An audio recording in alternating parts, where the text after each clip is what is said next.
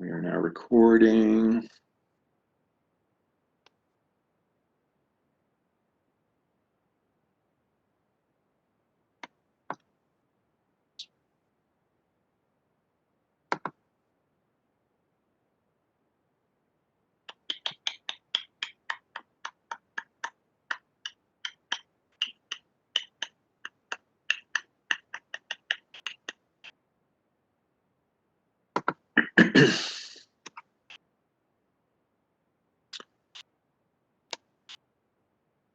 I'm just waiting for Rhonda to get in, and then we'll go ahead and start. I think we're waiting for Karen and Will also to come in, but they might not be able to join till later. Just give it another minute.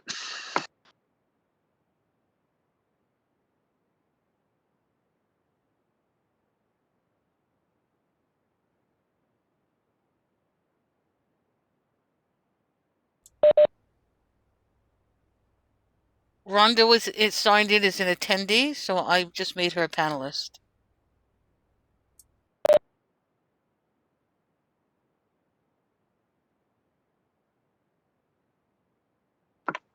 Okay. Just so you know, I tried to use the panelist ID and the panelist password and it didn't work. So I used the other. But okay, that's fine.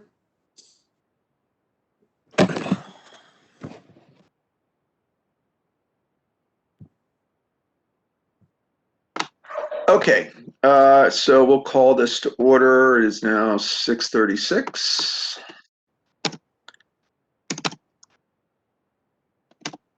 Hi, Rhonda. All righty. Okay, so just going by, I'm not going to do a roll call attendance. I'm just going to base it on who's here. And so far I see, sorry, bear with me one second. See Simon, Aaron, Gina, Kevin Costa, Mary, Paul, Thomas, and Mr. Vega. All right, 1, 2, 3, 4, 5, 6, 7, 8, 9. Okay. Okay, so we're back to Open Streets discussion. We're not going to get as involved in this meeting. I know it does say review previous meetings with feedback from the different agencies for best practices. I don't think we're ready to say what the board or the committee thinks are best practices yet.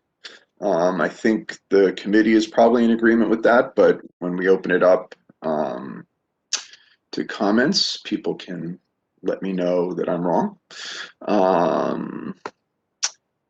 But I just want to do like a brief recap. So the last two meetings, we heard a lot from the Open Streets Coalition, mostly from Noel and some of his assistants. Noel texted me today to say that he wouldn't be able to get on the call. I'm not sure if any of I don't know all the coalition people's names and the attendees, but when I open it up to the public, if you are an attendee, please, if you are in the coalition, please raise your hand. There's been some criticism that we haven't heard enough from some of the people that I won't say that are opposed to open streets, because they've all told me that they are not opposed to open streets, but that have some concerns. They either live on it or adjacent to it. And we've taken their comments for the public record, but they haven't had a chance to actually speak. So I'm thinking of two people in particular who I don't see on the attendees list at the moment. But we'll get them in later if they sign on. So the first meeting, focused on what was going on with the coalition, and just general feedback.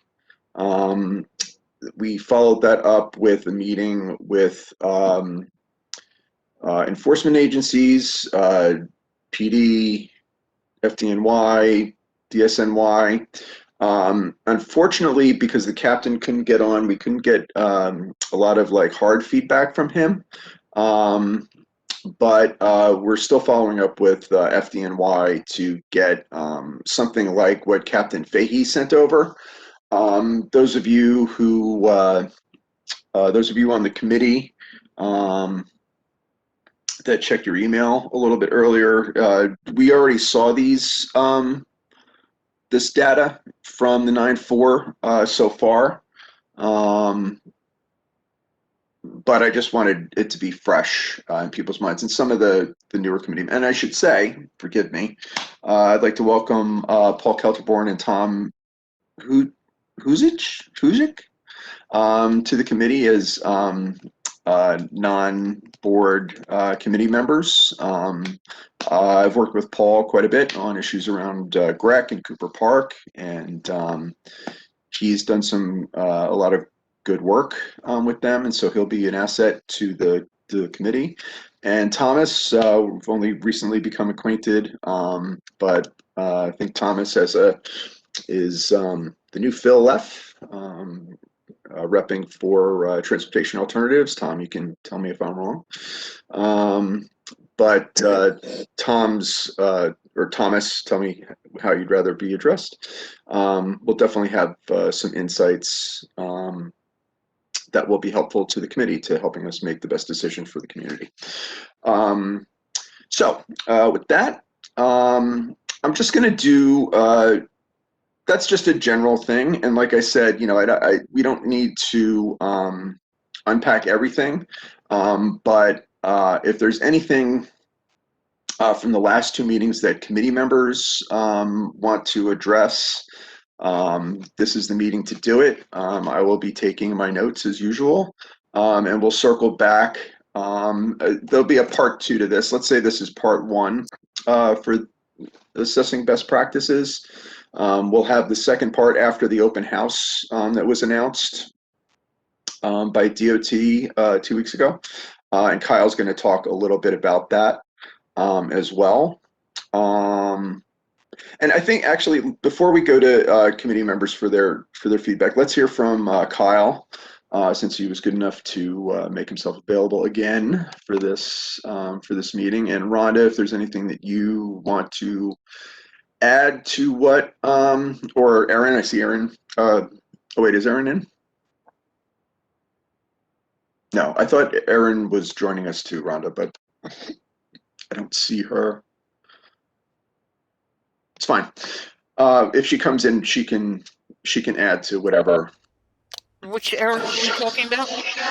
Erin, her name is right out of my head. Rhonda, help me.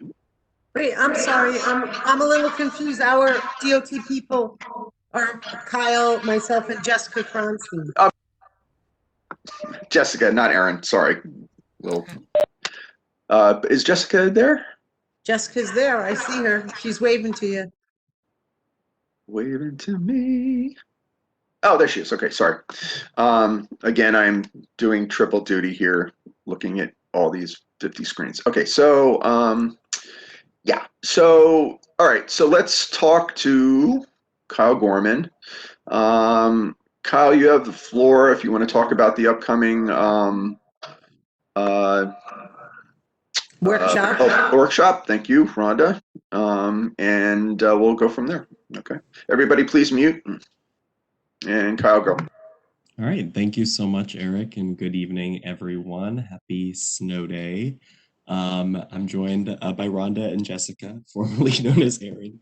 But we are here to just talk to you a little bit about, continuing the conversation related to open streets, and also announce that we're super excited that in a week's time, we'll be having the first round of our community workshops related to the future vision that we're trying to develop in conjunction with all of you for these corridors. I'll drop the links in the chat so everyone can sign up. but the first workshop is in the evening next Wednesday at 6 p.m. held on Zoom. So we'll be doing it virtually. And then there's also an opportunity the next day on Thursday, the 11th at 12 p.m. To do the workshop. You can go to both if you'd like, but you only necessarily need to attend one. We are really excited to just hear everybody's feedback. We got about 1,625 survey responses, which for us is great, honestly, in terms of surveys. So thanks to everyone who filled that out. There was really great feedback that was shared on a whole slew of different sort of perspectives, challenges, issues, opportunities related to the Open Streets program here in Community Board 1. I'm sorry, Kyle, what was that number? It was The final number? Let me just actually quadruple check before we put it in the record. 1,624 responses from the survey that we released at the end of December, and it closed just the other day. So the idea really in the workshop is to build on that feedback and talk about some of the corridors that are a part of Open Streets. One thing I'm going to just announce is that a part of the workshops, we are going to be seeking feedback on Bedford as well, just because there's a lot of synergy between Barre and Bedford. It's a corridor that DOT has been working on for quite a number of years in a whole different types of ways. And it's obviously very difficult for us to talk about two parallel northbound corridors sort of just not sort of in conjunction with one another. So it's really important for us to also get that sort of feedback about Bedford. It's not a part of the Open Streets program. There's no plans for it. I just want to let you know that we are interested in getting more feedback on that corridor as well, in addition to Barre, Driggs, Nassau, and Sharon. That is the major updates that I think we're going to share right now. I'll go a little bit more in depth on the survey feedback at the workshop next week. And then the majority of the time really is going to be listening to everyone who's in attendance. We're nearing about 200 attendees who have signed up, so that's great. We're nearing capacity almost, so definitely get the word out there. If we need to add more dates, we're definitely open to that. What's the capacity, Kyle? I'm sorry? What is the capacity? There's not a firm number on it just yet, but there are some sort of Zoom capacity issues just from a tech perspective. We are definitely interested in the spring or closer to the spring, potentially seeing if there's an opportunity for us to do a little bit more in-person engagement. Our priority though is our safety and the safety of everyone across New York before we do that. So we want to just make sure that we can do that in a socially distant way, but we do see that there is value in treating sort of meeting people on their terms, especially on the open street, and doing engagement in that way. We'll talk a little bit more about that over the coming months, but that's definitely something that's we're considering.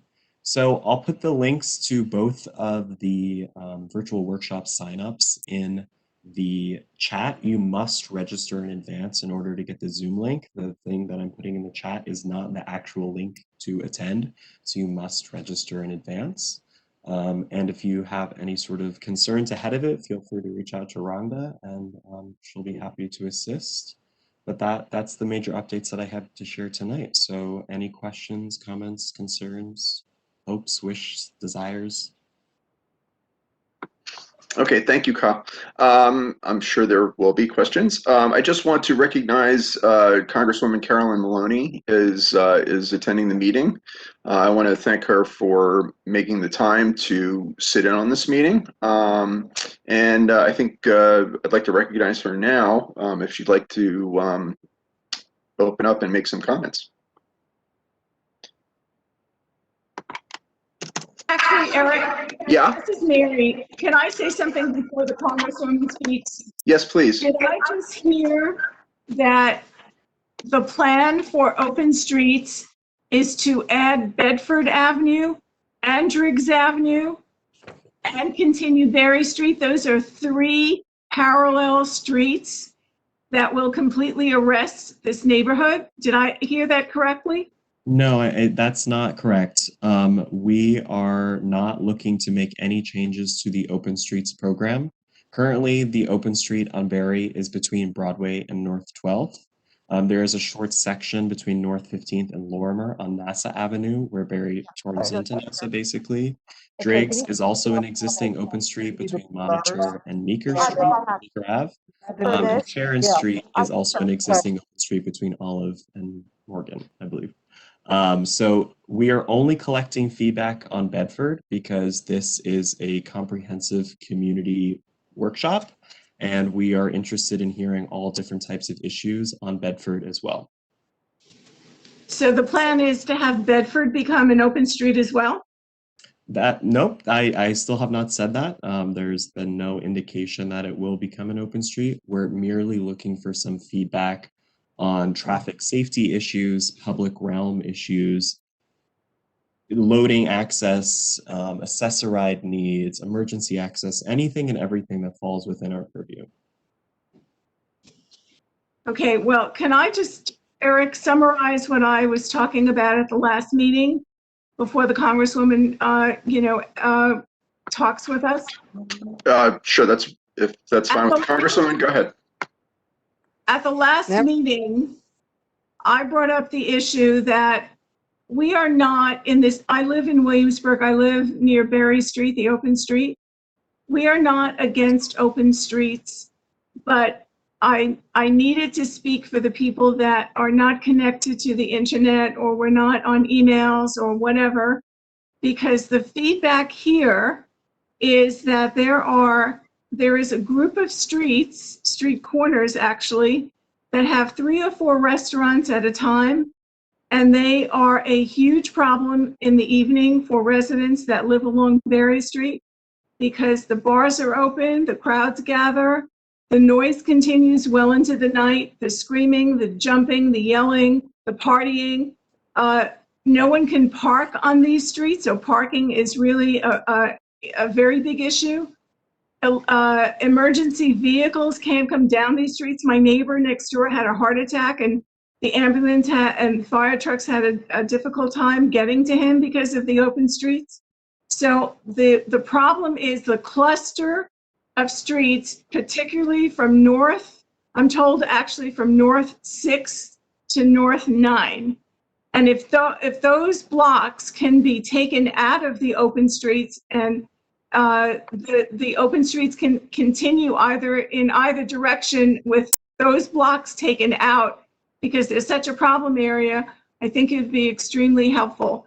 I've apprised the Congresswoman of this issue because I think she should know what's going on in her district. And, she, I'm sure, has a few comments on this.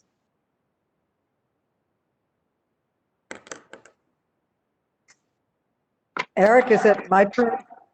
Yes, can you Congresswoman, hear- please go ahead. Thank you. First of all, I respect the community boards and will support whatever the community board decides. I definitely support open streets, but certainly a community has the right to designate where they want the open streets. I am in Washington right now. Very briefly, you have an important meeting and I want to listen to what everybody has to say. But we're voting on a budget, a $1.9 trillion budget. And my committee, the Oversight Committee, is going to be marking up the area for cities and states, roughly $344 billion for cities and states, that will help New York with the COVID crisis that we've had. Our mayor and governor has told us we have huge deficits. If they don't get this federal support, there'll be huge layoffs of causing more problems going forward. Also, we are working very hard on the vaccines. We have the places to distribute the vaccines. We don't have the vaccine. And he's going to start sending it directly to the distribution points, whether it's a pharmacy or the Javits Center. We have to designate where you want the vaccine sent into Greenpoint. If you need mobile vans to distribute the vaccines in various areas, Eric, if the board could get back to me, there are mobile vans available. We can get one for Greenpoint and Williamsburg. So if you can tell me where you want it, I think we can work to get it. Mary, so find out where it's best for the community, working with the community, let me know. I also want to tell you, green space is so important. I was thrilled to join with all the electeds for the Bushwick Inlet Park, where we got really a waterfront park that we're working on. It's beautiful. But also the Box Street Park was promised in 2005 and in a written agreement. And yet the MTA is refusing to move their building there and move the emergency response units out. So now we have a big building in the middle of a park, which is crazy. So I'm going to be calling the MTA tomorrow to see how we can negotiate to get that box out of the park so that it's a real park for the residents. So I'm here working for you. Let me know your priorities. Mine is right now getting vaccines out to people, getting people vaccinated. I'm actually quarantined myself because I was exposed to someone who had it, so I can't go out for 7 days. It's very dangerous now. This new strand is more contagious. We sort of feel like it's over. It's not over. It's still a huge problem. And also, good news is that in roughly, I think it's February 14th, the restaurants are opening up again with social distancing, with masks and everything else. So that's been a big concern that I've heard from the community. I'd be glad to take any questions, but I'm here to listen, I'm here to learn, and I'm here to help. If you want a mobile unit for the vaccinations where it's needed, we're working on the parks, and I'm here to support the community board. Thank you. I yield back. Thank you, Congresswoman. We will take it up at the next full board meeting as to where those locations may be best for the vans. Thank you for working on getting those built. One van. Oh, one van. Oh, I'm sorry. I thought you said one for Greenpoint and one for Williamsburg, but we'll take what we can get. Okay, one van. Where the hospitals are doing it, the pharmacies are doing it. If there's some hard to reach area where we need a van, it's best to put it next to a hospital because then you have the medical people right there to help. Anyway, I yield back. Okay, thank you. Anybody on the committee questions for the Congresswoman?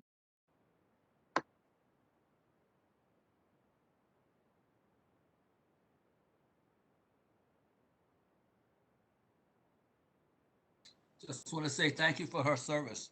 Thank you. Thank you for your service. Being on the community board's a big job. I yield back. You have an agenda tonight. I want to listen. Sure. Okay, thank you, Congresswoman. Yeah, I don't see any hands raised, so we'll move on. Thank you again for taking the time to attend. I know it's a very busy time in Washington right now. Okay, so we'll back to the agenda, discussion on open streets. So I'm opening up to the panel. Unfortunately, Karen Nieves, Will Elkins, and Ryan have not been able to get into the panelists yet. I know they're working on it. But in the meantime, Mary has already outlined something, one of her takeaways. I think that's an important thing for us to consider over the next couple weeks.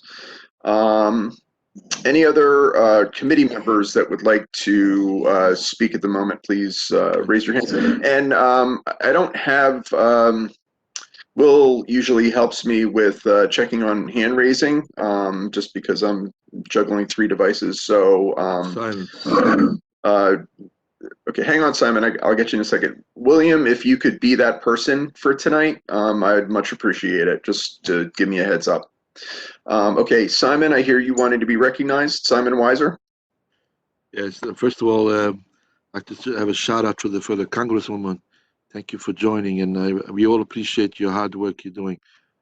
Also, I'd like to understand this whole issue of the open space. The open space idea was during the COVID. I mean, this wasn't here to stay forever. And as we understand, these avenues are a throughway, first for businesses, for residents. I understand, Sundays, weekends, but it wasn't made, the plan wasn't for full time. It was while the COVID was going on, So I just want to understand what's the plan going forward. Why do we want to keep it like permanently? I need some understand the rationale to keep it, completely closed. Yeah, Okay, thank you, Simon. And Kyle, before you answer that, so I don't know if everyone's aware, but at the State of the City earlier, last week, Mayor de Blasio did make an announcement. It was actually the last item on the was the last item on the press release, which I thought was interesting, that Open Streets will be made permanent, and that he will be taking new applications for additional streets. Kyle, in the past, we've talked about not having new applications open for North Brooklyn for the near term, and I hope that's still the case, as we're still trying to sort out all the different issues happening locally. But in building on Simon's question, if you can just talk about how, if you know, the mayor's decision to make the Open Street program permanent, and what that means for North Brooklyn, and then if you can answer Simon's question, please go ahead. Yeah, thanks, Eric. While it was the last item, we do save the best for last. Yeah, the mayor has made the Open Streets program permanent. It is still to be determined exactly what that means and what that entails. Our plan, at least for the next year, is to work and refine some of our best flagship sites. And truth be told, some of our best sites are really here in North Brooklyn. The coalition has invested a tremendous amount of time, and we really have heard just an onslaught of very positive feedback towards these open streets. But to some of the points that Mary was bringing up, there are certain challenges that we have to sort of navigate as it pertains to closing a street, making it local traffic, XYZ. There's lots of details. And our streets are some of the most competitive spaces in the world because there's so many people that need to use them for all different types of things. And that's why we're kicking off this outreach process specific to some of these flagship corridors here in the North Brooklyn community, so we can work with you to develop exactly what that means. So Simon, like you said, maybe some of the changes might mean ever so slightly adjusting the times to really balance the loading need, balance the delivery need, and also this open space need as well, whether that's nights and weekends or whatever. There's 24 hours in a day and 7 days in a week, so we've got a lot of time to work with. So that's why we want everyone to come be a part of these workshops, share their perspective on things, and work with us, because honestly, the Open Streets program is so carte blanche that this is a great moment to work with us and sort of create what this vision for New York City streetscape can be. And this is one of the only communities actually in New York City that we are working so directly on the open streets for this permanent vision. A lot of the open streets are not sort of having that same status. So Brooklyn CB1 is getting a lot of sort of just investment in our time and an outreach to sort of work with you to craft this vision. So that, I would say, is where we're at in terms of the permanent Open Streets program. And sorry, Eric, the other question that you had asked about new applications. I think we're definitely willing to work with the partner that applies and the community board and sort of any other stakeholder that wants to be involved. I can't say for certain that no new applications are going to be approved this year, but we would be eager to hear your feedback on it. We did actually receive some other, I will say, other Open Streets applications within Brooklyn Community Board 1 last year that were not approved. Those partners have not reapproached us that did apply, but that's just something I wanted to put on everyone's radar. Okay, you're saying partners, but we have the Open Streets Coalition in North Brooklyn. Did you propose those applications to them and they didn't think they could, like, who did you reach out to once you had the application to make that determination? This was back in the height of the pandemic in summer 2020 when the Open Streets restaurants application actually was sort of released. There was a proposal to do a few of those in other parts of CB1 that weren't approved for whatever reason. I'd have to go back and sort of think back on that. But you know, there definitely are lots of opportunities. Collectively, there are only 3 miles of open streets in Community Board 1, and I believe there's something like 133 miles of all streets within the community board here. So it really is just a tiny fraction, but even that tiny fraction is making huge impacts on people's lives in so many ways. So that's why we want to work with you to sort of hopefully create a vision for everyone. Thank you. And just following up, so we had discussed, that not everybody has, there were a couple criticisms of the survey. There were residents weren't polled where businesses were. The questions seemed biased towards being in favor of CB1, which some people had had concerns about. As you did the outreach to get these 1624, I don't expect you to have a solid percentage, but if you could do it off the top of your head, percentage of how many of those survey responses were generated online versus in person? I don't know for off the top of my head for in person. We did not personally do in person sort of engagement where we worked with people to take a survey like we would pre-COVID. I mean, we are beholden to restrictions that as city employees that we really can't engage in this type of work in person right now. But we try to do our due diligence in bridging the technology gap and making the survey as accessible as possible. And one of the ways that we did do that is including a phone number for people to call DOT customer service to take the survey. That was included on all the flyers that our partner hung all along the open streets corridors. They actually hung them on adjacent corridors. There was close to, I think, like 300 or 400 flyers hung. Jessica and myself actually went business to business to have them take the merchant survey as well too. So whereas we couldn't have that person-to-person engagement that we really tried to sort of cultivate before the pandemic, we did try to at least communicate in this analog way that there was this opportunity to take the survey. It was translated into Spanish and Polish as well too. And do you know offhand how many people called in to take the survey?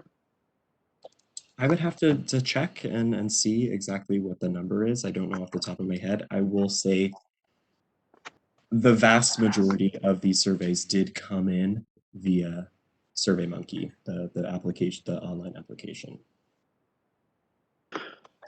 Okay, thank you. Mary, I see. Yeah, go ahead, Mary. How many of those people who answered the survey were actual residents of the Open Streets community, either on the block or surrounding blocks? And secondly, most of the workshops and the survey are done online. I have to be the voice for people who cannot get online or don't have computers, or are older folks that live in the area that are afraid to speak up or don't know where to go to speak up. So I think it's completely unfair that all your decisions are being based only on online results without speaking to people personally. Yeah, I will be the first one to admit digital engagement in the age of a global pandemic is not ideal. It's very, very difficult for us to engage, especially with hard to reach populations like the ones that you were just describing. I will say that we are trying to brainstorm the best ways to do that. We've been at other boards before where we've asked to be connected to folks like yourself who seem to be a champion of these other types of individuals who can help disseminate information on our behalf. We'd be happy to work with you to sort of continue that conversation, even as a separate meeting outside of the workshop, if you can sort of help us organize it in that way. You know, right now in the month of February 2021, let's say, digital engagement is sort of what we're able to do. But like I had mentioned just a few minutes ago, we are exploring the possibility if it is safe to do so, to doing these in-person workshops on street, meeting people on their terms, you know, maybe doing some weekends, do weekdays, potentially, you know, as we get closer to the summer and spring, maybe there will be senior centers will be open, cooling centers will be open, other types of community hubs. Hopefully we're all vaccinated by then, fingers crossed. And we can actually meet and talk to people. I will say this is workshop one of many. This is not by any means the first or the last. We are committed to working with you to sort of include as many people in this outreach process as we possibly can. Okay, you still haven't answered my question. Do we know how many people that took the survey were actual residents that are along the Berry Street, Open Street? Great question. I am just putting the final touches on the presentation, and one of the questions that was a part of the survey was people could give the intersection that is closest to their home. My goal for the coming next 7 days is to analyze that data, and by the next workshop to have a firm figure to share with you to let you know exactly how many people lived. I might only just do community board 1, just because even if people don't live on Berry Street, they might live mid-block or something, they still have a very vested interest in those corridors as well. But we'll definitely have the figure to share, at least as to who lives in community board 1 here in Brooklyn. I really appreciate that, but I really don't understand how you can take the voices of those people who don't live in the area or are not close to the open street, how they can weigh in and maybe skew the results of the survey. I think that the priority should be given to the residents who live here, not people who want to come here and just party on a weekend or on a night. I think it's completely unfair to take their voices, over the residents, or at all for that matter. They should not have a say in what's going on. I think just, given the fact that Williamsburg is a destination, we are going to get some feedback from different parts of the city. Lots of people really do like to come to Williamsburg because there's so much to offer. And I think that's something to be really proud of for your own community.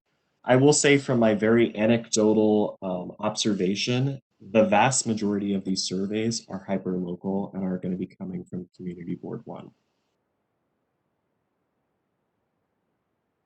Okay, thank you, Kyle. We'll look for that. And so we'll be taking this up obviously in the March meeting as well. But if you can, once you have that analysis done, if you could send that to the board, to the Transportation Committee's attention, that would be helpful. Seems like a lot of work to do, but it would be very helpful for us to see that. And the responses, will those be made public? They probably will not be. You could go. I know there's privacy issues and whatever, but it is a public document, so. It is a public document. You could go through the channels to get it if you really wanted to get your hands on it, but I don't know if we're gonna just release it to the public, just sort of willy-nilly. Okay, thank you. All right, I see Elliot and Jack Donahue. I have you ready to go, but I just want to entertain any more questions from the committee first before we do that. Just the question was, from the 1,600 people who answered, were they positive or negative? The vast majority were in support of open streets. Okay. Thank you, Simon.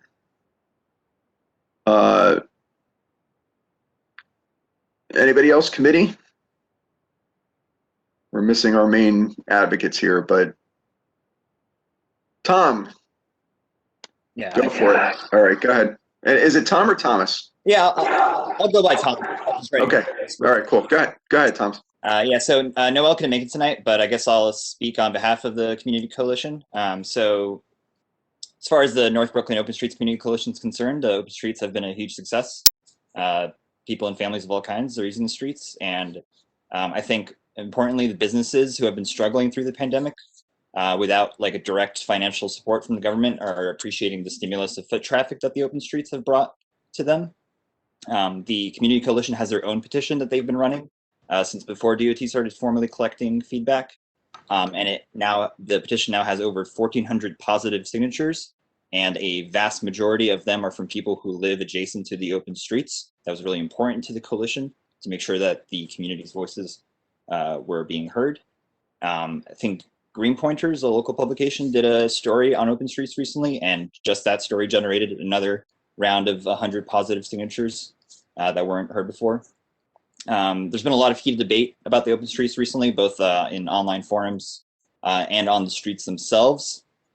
Some local community members have recently taken it upon themselves to start destroying the wooden barriers that the Community Coalition maintains, especially along the Driggs Open Streets corridor. It's been a lot of work to maintain those barriers, and the coalition desperately needs DOT to start providing stronger metal barriers that are more permanent and can withstand the blows from the opponents. We definitely support the potential of in-person engagement if and when the pandemic slows down and it's safer to do that. We want to hear as many of our neighbors' opinions as possible, and we applaud the mayor's decision to make the open streets permanent. So I don't really have any questions, but I just wanted to provide that extra comment. Thanks. Okay, thank you, Thomas. Eric, can I speak? Yes, William, please go ahead. Thank you. I just, excuse me. I just want to talk about the therapeutic effect of open space, because a lot of our neighbors, especially seniors, have no place to go. So when the open, like on Graham Avenue, when the streets was open for the restaurants, and there was all the people there, a lot of people came out. They were just so happy to see each other's faces in a safe distance, social distance. So I cannot tell you how much joy our neighbors had just seeing their fellow neighbors. We've lost a lot of neighbors, especially due to COVID-19. So it's been very therapeutic.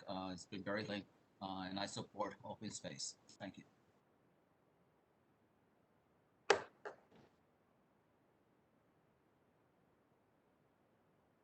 Okay, thank you, William. All right, we've gone about 40 minutes into this conversation. I'm sorry? I see Ryan's hand. Ryan raised their hand. Ryan's there? Okay, great. Ryan, go ahead.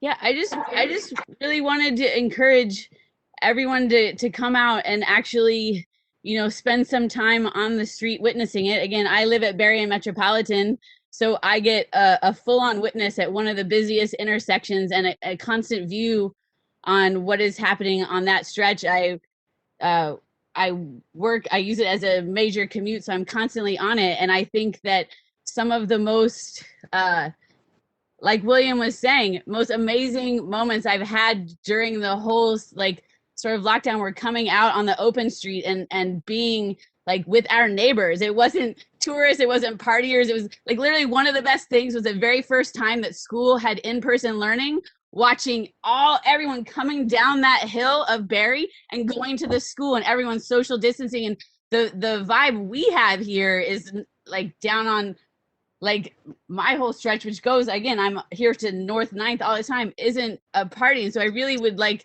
ask people to come and witness it. And if you want someone to walk with you, call me. I'm always right here. But I think that what I witness is beauty, and 90% of the people use it amazingly. I've seen some very angry drivers. I've seen some crazy vandalism. I've seen some outright disrespect of city property and people. I've witnessed people vandalizing it, smashing it, which is just not appropriate. And I've seen people, when they get around the barriers, drive way too fast for a street that's shared with pedestrians.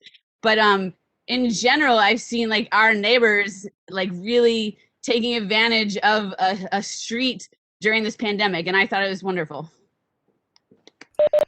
Okay, thank you, Ryan. I have a question, Eric. Go ahead, Marie. Given the weather the way it is these past couple of days, has there been any problems with the snow removal or parking, whatever?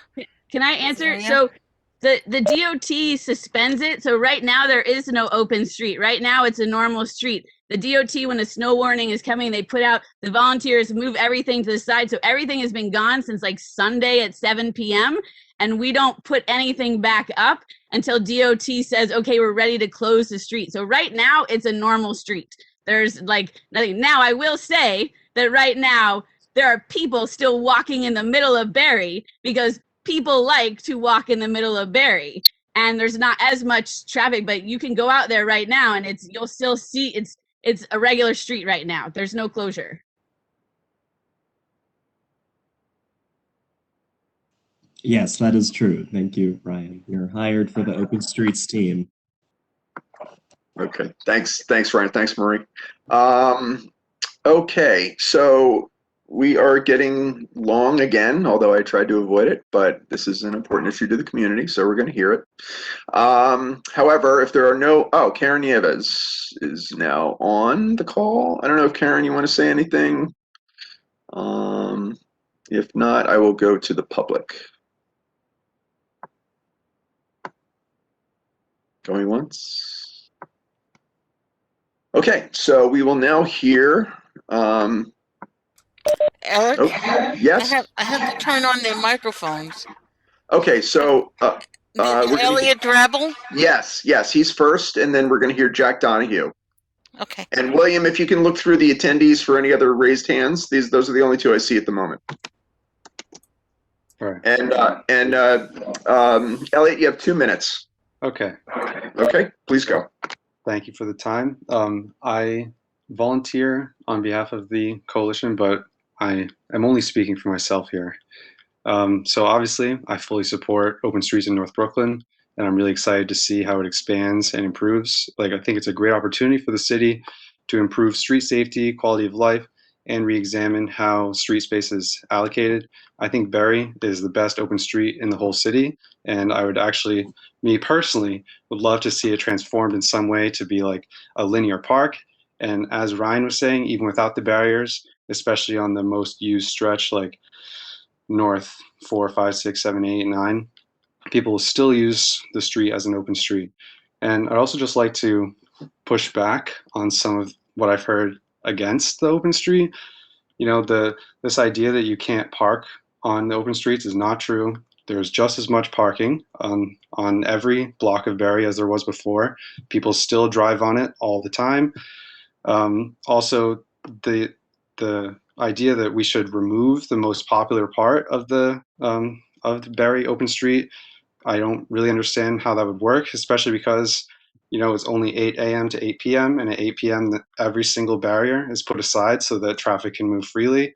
Also, all the restaurants and bars close at 10 anyway, so it's not clear to me how there's still so many people out and at these restaurants or bars causing a commotion. And also, like what Ryan was saying, you know, there's so much hostility from drivers towards open streets. You know, sometimes I'll do the 8 a.m. setup of the barriers. And, you know, there's one time that the barrier was totally destroyed, like cut in half. You know, somebody rammed into it full force.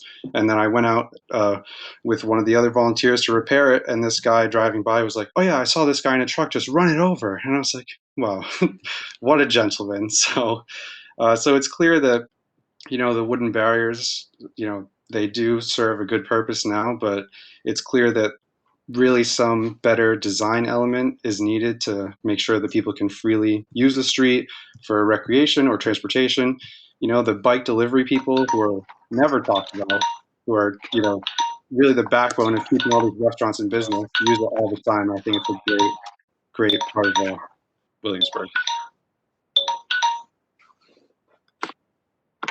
Okay, thank you, Elliot. Elliot, just quickly, where was that?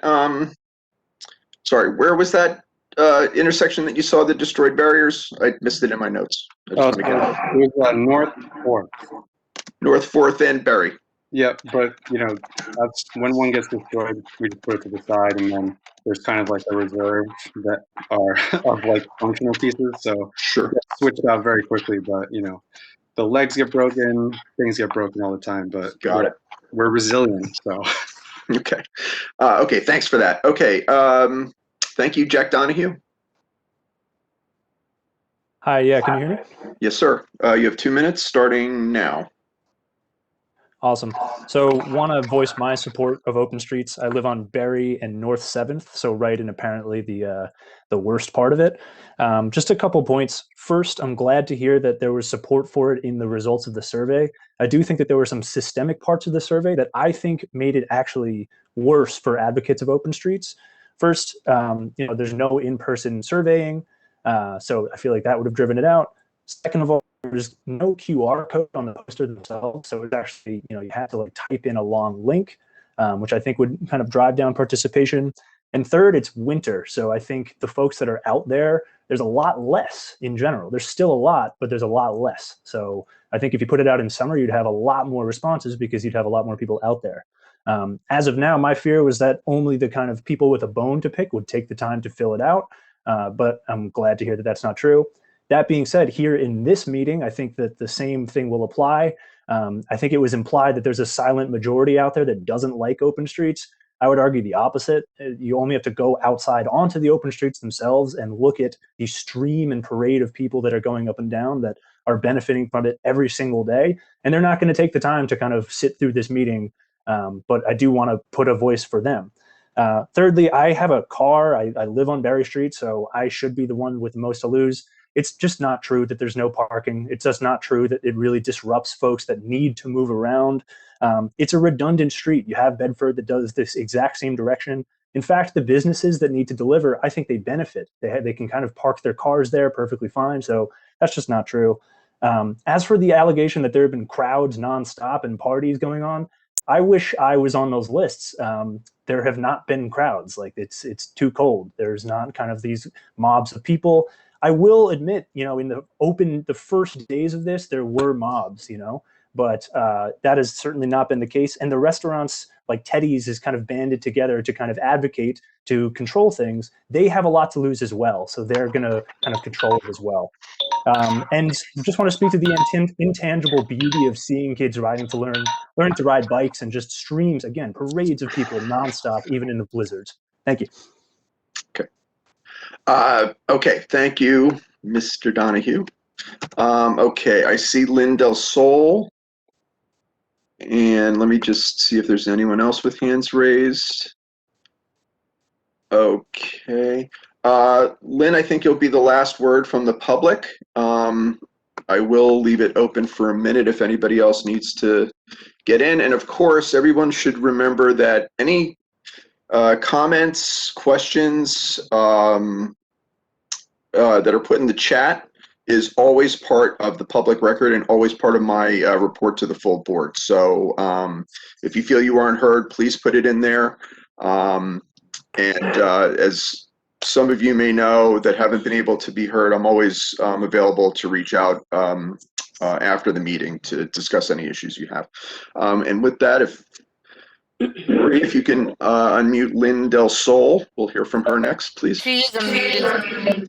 Okay, Lynn, go ahead. Hi, thank you, everyone.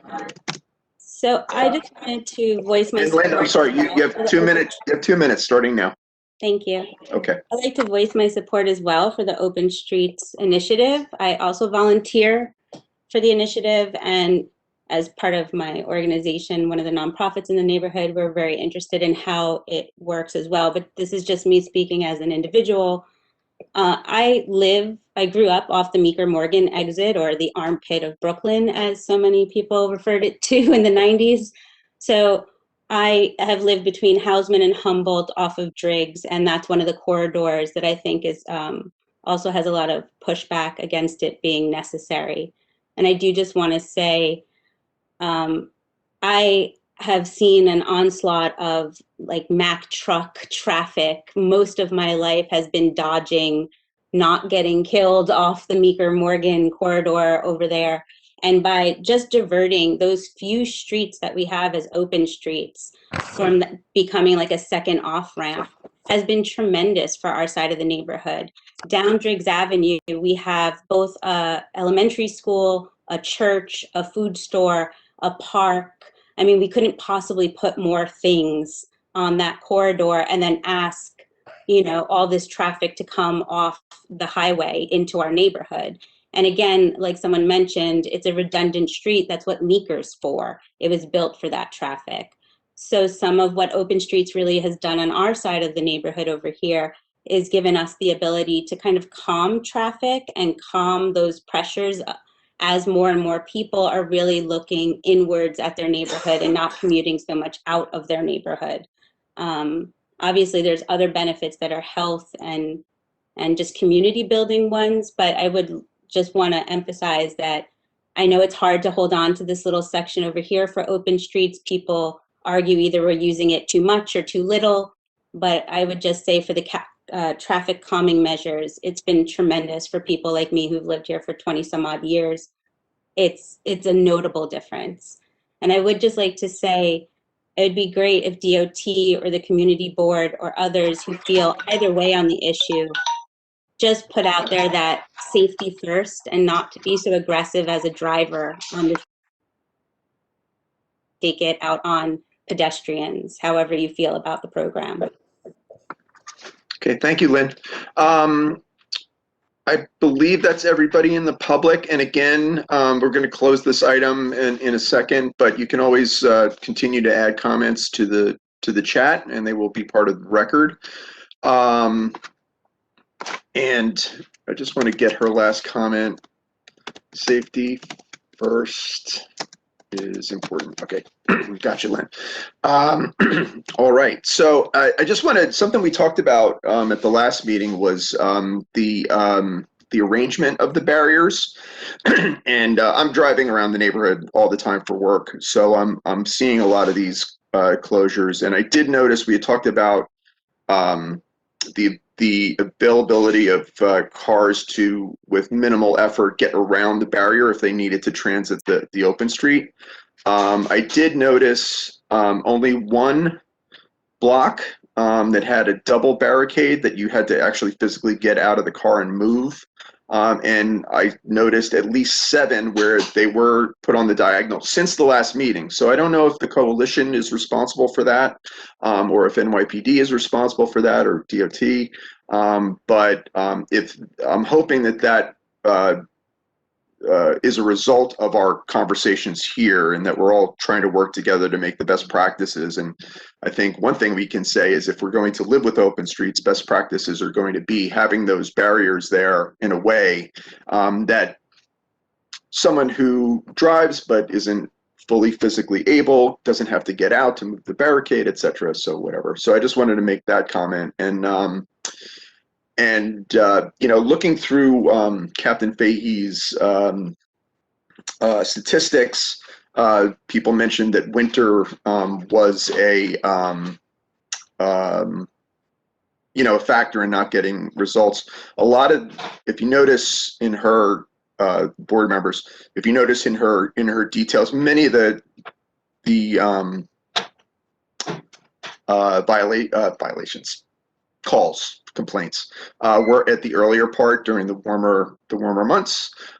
So we'll, you know, winter is probably not the best way to assess that. So as we go into the spring, and Noel had asked me how much longer we were going to keep this on the agenda, I said into the spring. We'll probably hear it into May, so we can fine tune anything that's happening going forward. So I just wanted to say those things. I want people to, board members in particular, to look through those, the feedback from Captain Fahey.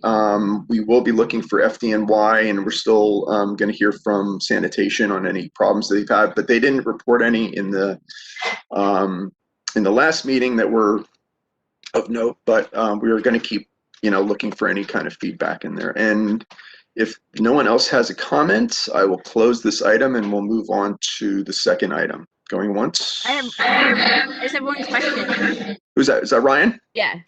Go for it. I know that we don't have September numbers, because fall did exist, and fall is like September and October are warm. We have Halloween. We have all sorts of outdoor things. And so if the initial complaints were July and we're all like, it's cold now, but what was September and October? Have we divvied that out? No, and that's a great point. We are looking for Captain Fahey's getting back to me on some other items, and one of the things I'm asking the 9-4 to drill down on, and I keep saying the 9-4 because the majority of the open streets are in the 9-4, so we're kind of focused on that area. If we start hearing problems about the 9-0, as everybody heard from Captain Vasquez last month, they're not really getting the volume of complaints, but we're going to ask her team to like kind of break that down, maybe not month by month, but regionally, and try to get a better analysis of what's happening when, and just trying to get the best data that we can, so that we can, so the DOT can hear it, so that the coalition can hear it and address, shortcoming. I mean, they're volunteers, right? Like we are here on the board, so everybody's got to, kind of come together if this thing is going to be permanent. And I just want us to have the best result overall. So we'll look for that, and next month we'll be looking at data a little bit closer, and we'll be also following up on the open houses, the feedback meetings. Chair, Chair. Yes, sir. Go ahead. Okay. I thank you, Carl, for your information. It's important. Also, I hear the issue of the elderly population that Mary brought up. Going forward, will there be a plan of knocking on door-to-door elderly population that doesn't have access, like computer, I would say, or computer savvy? What's the plan going forward? Because we do hear certain residents that their voice is not being heard. Not sure, but could be some residents are not being heard. So going forward, hope there's some plan about reaching out to these direct residents who live around the area and on the streets. Yeah, I think definitely we are committed to trying to do that. Like I said, when it's safe to do so.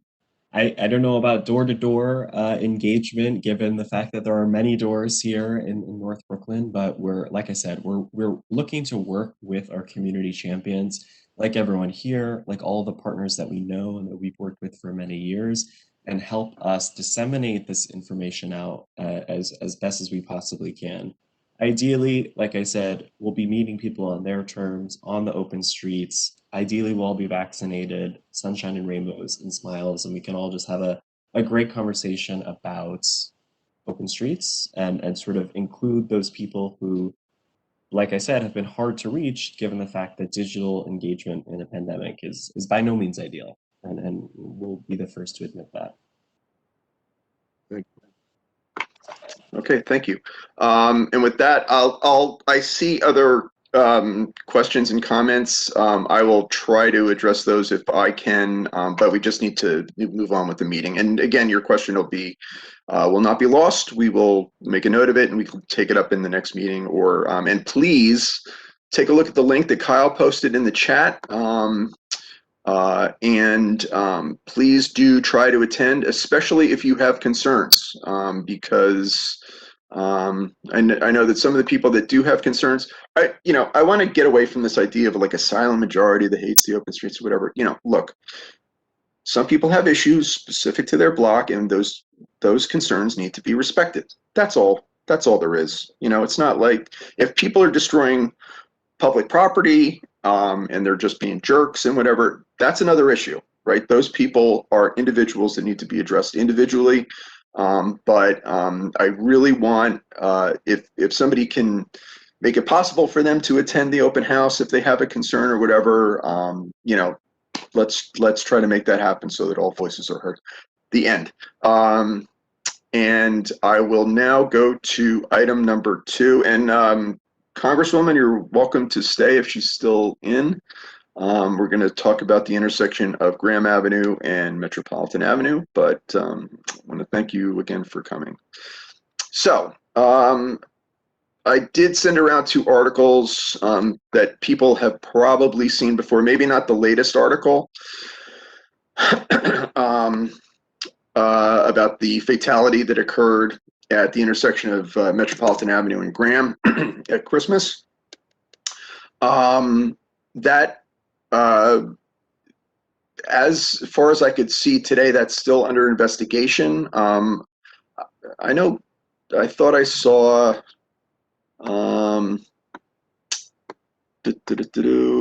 Mr. Duggan, who works for Streets Blogs. I don't know if he's covering that issue. I'd be willing to entertain a comment from him if he'd like to speak. Kevin Duggan. But at the last posting, no, it was still under investigation. So we're not sure of all the details. It was a cyclist on his way to work at a food truck in Greenpoint, was fatally killed in a very gruesome way by an MTA bus. This is the second fatality at that intersection since 2017, and look, the whole time I've lived in Williamsburg, which is now over 25 years, I've lived adjacent to that intersection, and it's always been taking your life in your hands to try to cross that street, whether it's because of the large volume of truck traffic, the odd timing that favors Metro for. It's not odd timing. It favors Metro over Graham for crossing.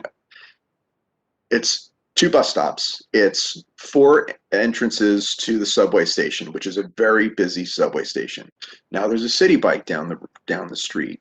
There are people cycling with no discernible bike lanes on two-way streets. There's a lot of issues going on there. We've had 2 fatalities now. There is okay. Thank you, Kevin. Yeah, that's the one I had seen. And I'm just responding to Kevin in the chat. So Ryan had brought this to my attention at the time that it happened, and I'd like to recognize her if there's anything that she would like to add, and then we'll open it up to other panelists. Ryan, you want to go? Yeah. I think that we all in this community know that this is a dangerous intersection that needs to be traffic calmed for a variety of reasons. And I think it's really hard. If you're a cyclist and you need to turn left on any of these ways to go to any of these major places, it's really not safe because cars don't want to give you the lane. I can't sit out there in the middle of the lane. And so I think that it definitely needs to be looked at. And I'm just, again, I feel like we have to come up with a better way to hit our intersections that are dangerous before they are deadly. I think that we really have to figure out, work with DOT as a community board to look at these spots. And I was talking to Eric earlier about when a fatality happens, we know there's a review, but what is the review?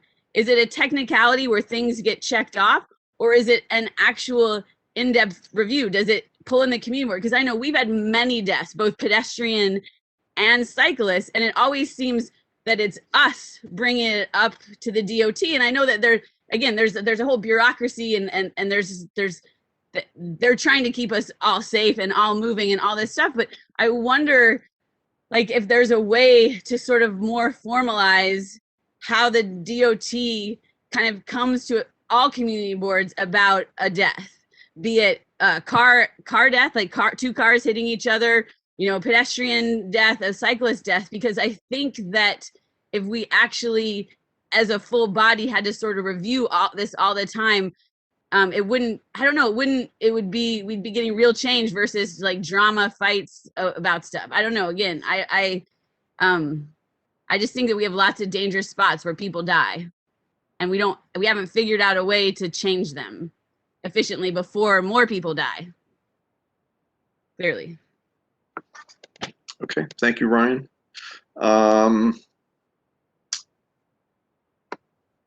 Board members, committee members. Anybody want to weigh in on this intersection? Paul, go ahead. Yeah, hi everyone. Yeah, I guess this is kind of a question for DOT also. I mean, if someone was killed at this intersection 3 years ago, and again last month, like what happens in the interview? Like, is there a redesign that's being worked on, or traffic calming, or like, how seriously is a redesign looked at, or like, or how many instances does it take of people dying for safety improvements to be made?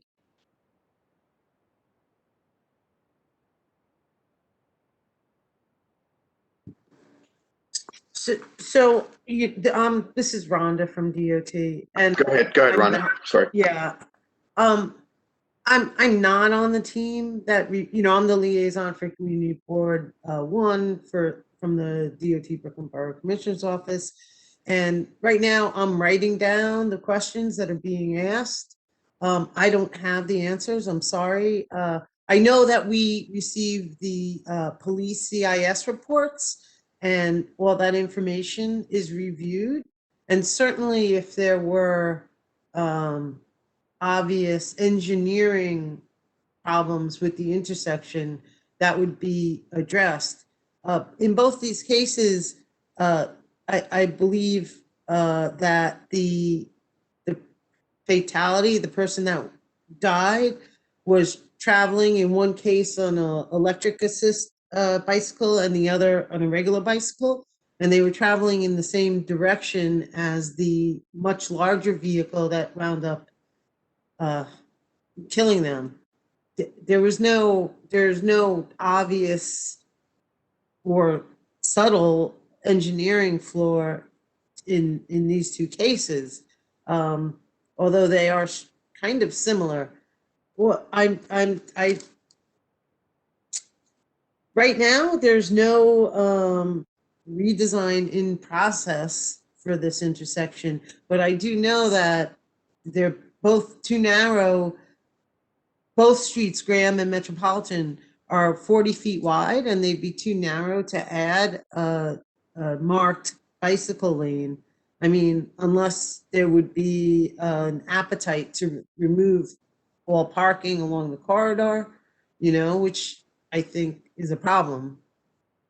But I suppose that's something that we could look at if the community board was interested in that. I'm sorry, I don't have anything more to say about it, but I am here taking notes, and will try to get responses back to Eric.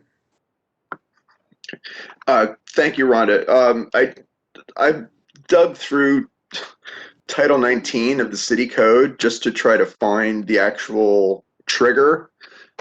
Because we keep talking about fatalities trigger reviews of particular intersections. But where that law exists is really enmeshed either in DOT rules or in city council rules. And I'm working with our council people to try to get that actual language, because we all talk about it, but I think we need to see it and try to, address it that way. Having said that, I know Transportation Alternatives has been the source for a lot of this in the past. Tom, I don't want to put you on the spot, but if you know where that lives, you can get back to me. I don't want to open that up right now, but we can get back for the next meeting. As of now, there are no portal complaints in for for this intersection. But because there are 2 fatalities within 3 years, I think the committee would like to see some kind of evaluation of what kind of safety improvements, because it is a problem for cyclists. It's a shared lane. It's very difficult to transit. I transited both streets all the time, and I'm always hyper vigilant whenever I see a cyclist. In fact, sometimes I'll even slow down if I see if there's a rubbernecker behind me, like beeping his horn, because I'm coming up to something, an obstruction, and so hyper vigilant. I hope all drivers are hyper vigilant anyway, but that particular intersection, bad for cyclists, really bad for pedestrians. I've seen so much pigeoning. I've done it myself over the years. I think we all have in some way or other. So, I don't know that this needs to be a long agenda item, but it definitely is something that we're concerned about, and we need to look at it. So, Rhonda, thank you for taking these back to Borough Commissioner Bray and to the safety team, and hopefully we can have some follow up on this before the next meeting. Karen, I see you poking in. Wait, I'm sorry. I just want to ask you, what's Yes. pigeoning? Oh, pigeoning. So pigeoning is really a subway term. It's when you look out onto the tracks to see if the train is coming down. But pigeoning, for when it comes to the street, is you're kind of sneaking out into the crosswalk, trying to Stepping off the curb. Yeah, stepping off the curb, looking down, because sometimes there's been a lot of construction adjacent to that. Plus, there's the construction at the school now and other things too, and the L train has been under construction. So there's been a lot of times where you kind of have to kind of lean out to see what's going on, and obviously you're jaywalking, but people will jaywalk in the city, and doesn't mean that they should be hit by cars. I mean, that's just face it. So anyway, but all that to say, this isn't an intersection. And also, I've seen a lot of senior citizens, that are not super speedy trying to make that light, and it's a challenge. So, Karen, did you want to say something? Yeah. Okay, please. I just wanted to point out that, in the past, NYPD was really proactive when it came to intersections and streets that consistently had accidents and unfortunate fatalities. And, they worked well with, in the past, the captains like Captain Comar. He was a champion of safer streets, and I miss him because he really looked at the stats of the intersections and met with actually transportation alternatives and the community board and got us all together. And we used to go out right at that intersection with DOT to, come up with some solutions. And NYPD would request a study. So I think this is something that maybe we should bring up also to the captain of NYPD. I personally feel that if there's a certain amount of it should not be a fatality. We know our streets, we know these intersections, we know that there has been incidences that occur near deaths. We shouldn't be waiting until there is a fatality. So I would request that if they're not looking at that intersection now, that the community board does request that they look for safety measures at that intersection now, not wait for the answers of what triggers this, what triggers that. Let them study it and come up with some sort of solutions. And again, yes, buses turning, they can't see, if there's a pedestrian, if there's, a cyclist, but there has to be something that they could do infrastructure wise that makes it safer, whether, I know in some streets there's a delay, cyclists can go, that's being done, that was done on Grand Street. So there are tools. It's just now we need to make sure that we look at, Metropolitan and see if we could put those tools in. Thanks, Karen. I will entertain a motion for a study, but I want to hear from all the committee before we do that.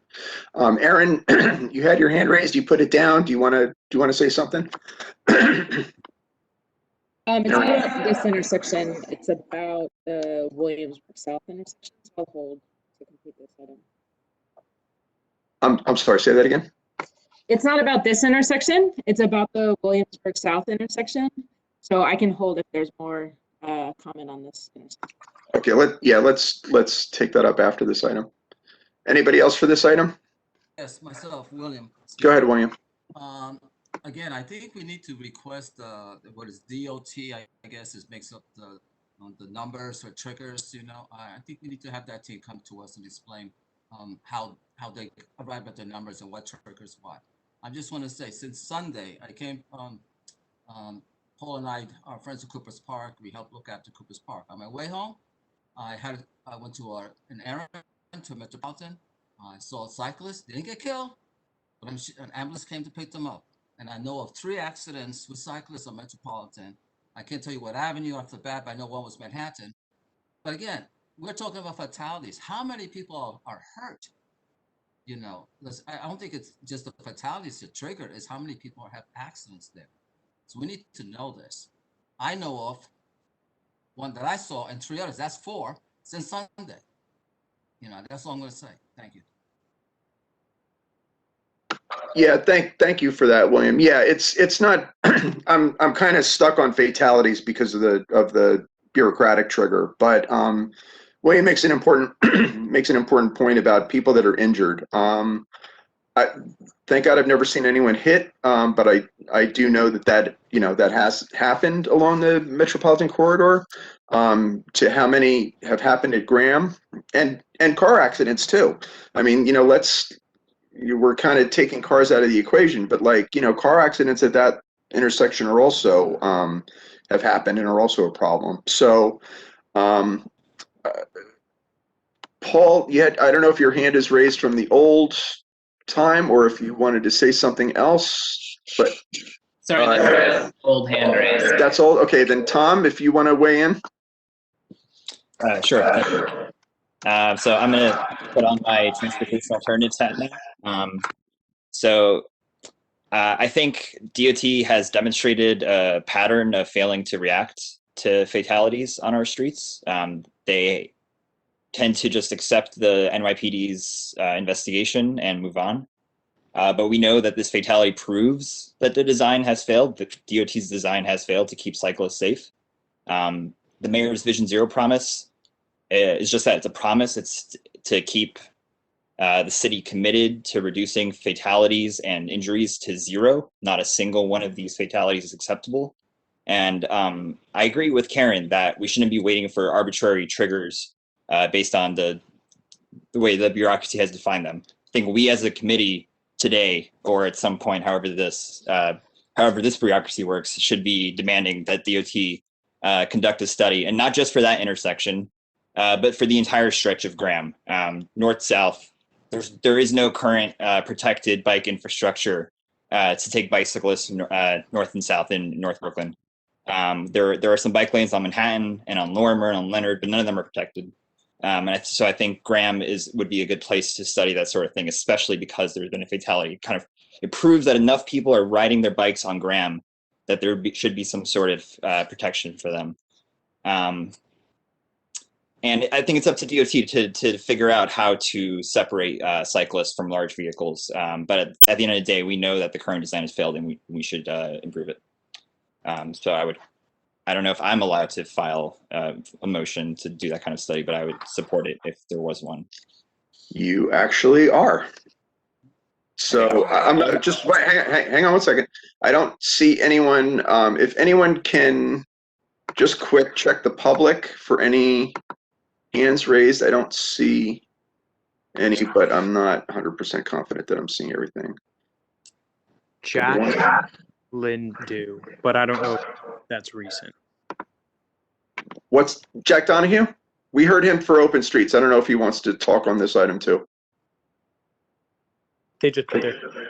They put it down. Okay, that's an old one. Okay, so all right. So Eric, I just want to say is that go ahead, the William. numbers are very low because a lot of our neighbors that ride cyclists will get hurt because they're a pedestrian. There's the immigration status. They don't want to report it, or they don't have health insurance, so they're afraid of going to the hospital COVID-19. I think a lot of people are just going home hurt. And because they're not taking care of themselves, the injury is much more severe. So I think the numbers are higher than being reported. That's all. Thank you.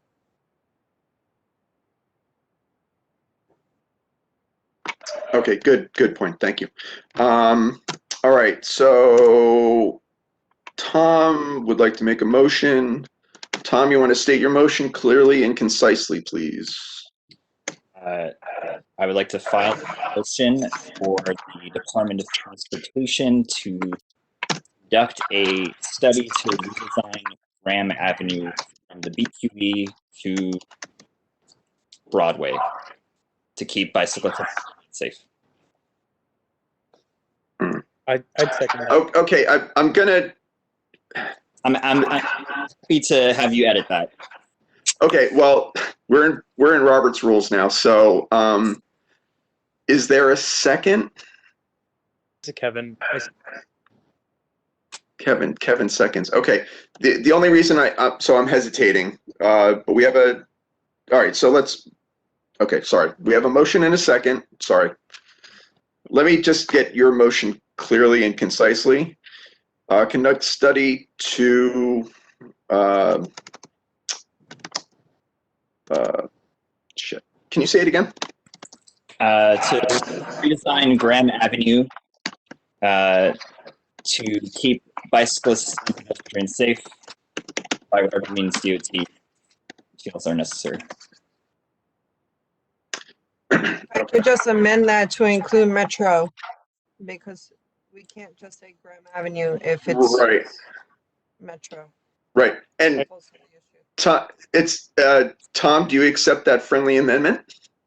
Sure. Okay. Karen, can you just clean that up?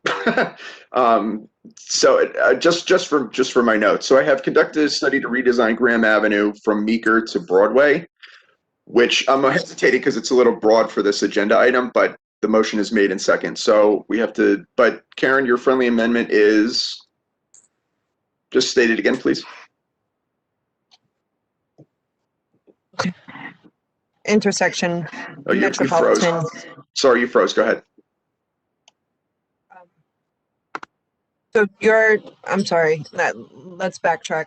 So that would include the intersection of Metropolitan and Graham Avenue, the one that we've been speaking on, correct? I'm asking, do we need to specify it's Metro? The most important is Metro and Graham Avenue. I just don't want to lose that. Okay, so Tom, are you willing to accept Karen's friendly amendment to focus on this intersection? I mean, we could talk about Graham Avenue all day, all night at a future meeting. So I'm not saying don't, but I'm kind of, go ahead. Do you accept Karen's friendly amendment? So I don't want to violate Robert's Rules of Order, but can I ask a clarification on that clarification? Could we state that my proposal stands as is, but that DOT put special emphasis on focusing on that intersection because it's the impetus for this conversation? Perfect. Oh, okay, so yes, okay. So I'm just going to restate it, and you can tell me if it's wrong. Community Board 1 requests that New York City DOT conduct a study to redesign Graham Avenue with a focus on the intersection of Metropolitan Avenue, with a focus on on Metropolitan Avenue, but sorry. DOT to conduct a study, conduct a study to redesign Graham Avenue, the Graham Avenue corridor, because that is Meeker to Broadway, with a special emphasis on Metropolitan Avenue intersection.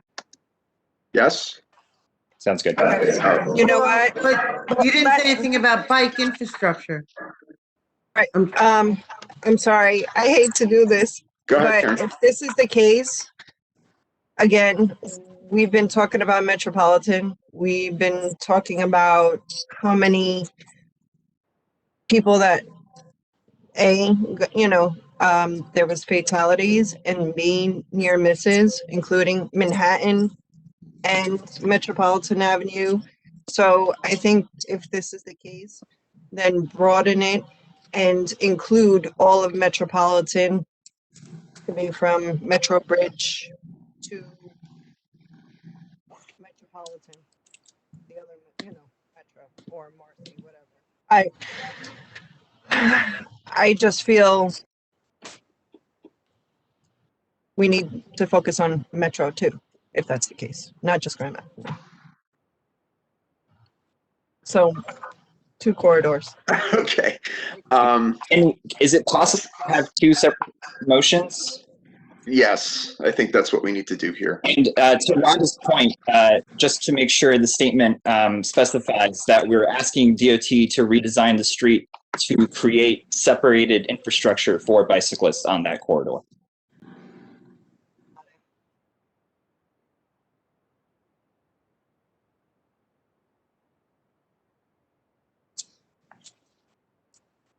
Eric, I don't hear you.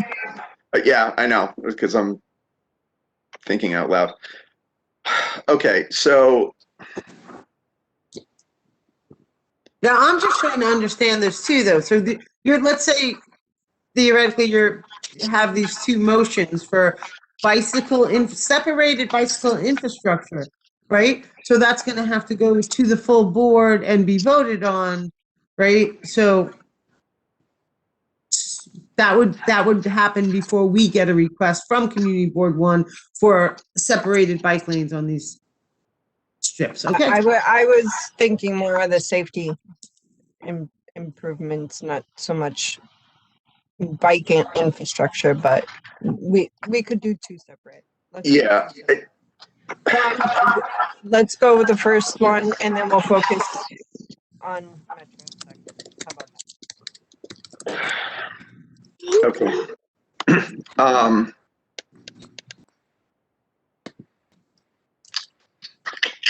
Okay, so I forget where we are now. So Karen, we still have your friendly amendment to focus on Metropolitan. Okay, so let's let that just stand.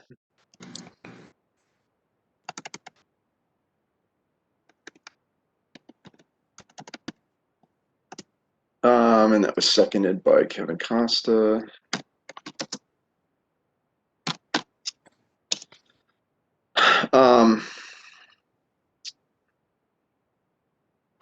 Okay, so we'll do all in, Can you read the full thing again? yeah, Thank you. okay, so Community Board 1 requests that New York City DOT conduct a study to redesign Graham Avenue, the Graham Avenue corridor, with a focus on Metropolitan Avenue intersection.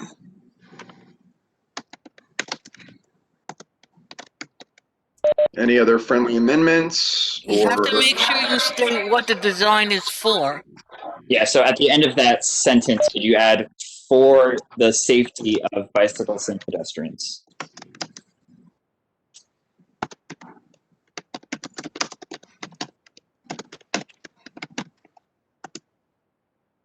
Okay, any other friendly amendments? Any more discussion from the committee? Okay, all right, let's do, I think function. I'm sorry, go ahead, Aaron. So if we're gonna point out Metropolitan, do we not also want to point out Grand? Given the fatalities that have occurred at that intersection? I mean, I know this is getting a bit unwieldy, but. Yes, we do. Okay, so They've made supposed measures on Grand already. right. Okay. Eric, I have a quick question. Who's that? Kevin, go ahead. For anyone at DOT who's on the call, I think Rhonda is still on the call. Would would DOT be able to send the committee any previous historical studies that they've done on Grand, on Metropolitan, on Graham? Okay, Kevin, you're out of order. We're in a vote. You can ask that question after the vote. Okay, so we'll do the vote. I'll have to call people. Karen Nieves.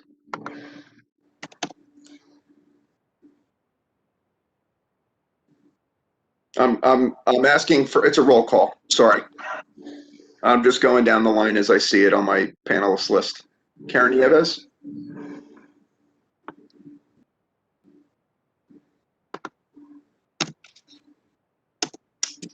No vote. Thomas. Aye.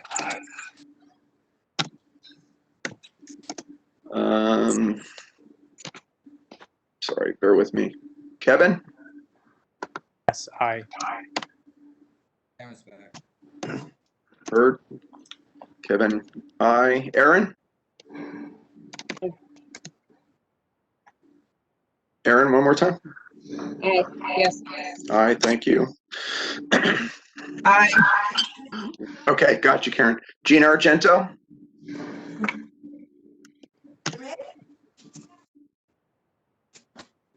Gina? Can everybody mute except until I call your name? Gina Argento? Mario Domerick? Yes. Sorry, Eric, yes. Gina, Sorry. yeah, Gina Argento, yes, thank you. Sorry.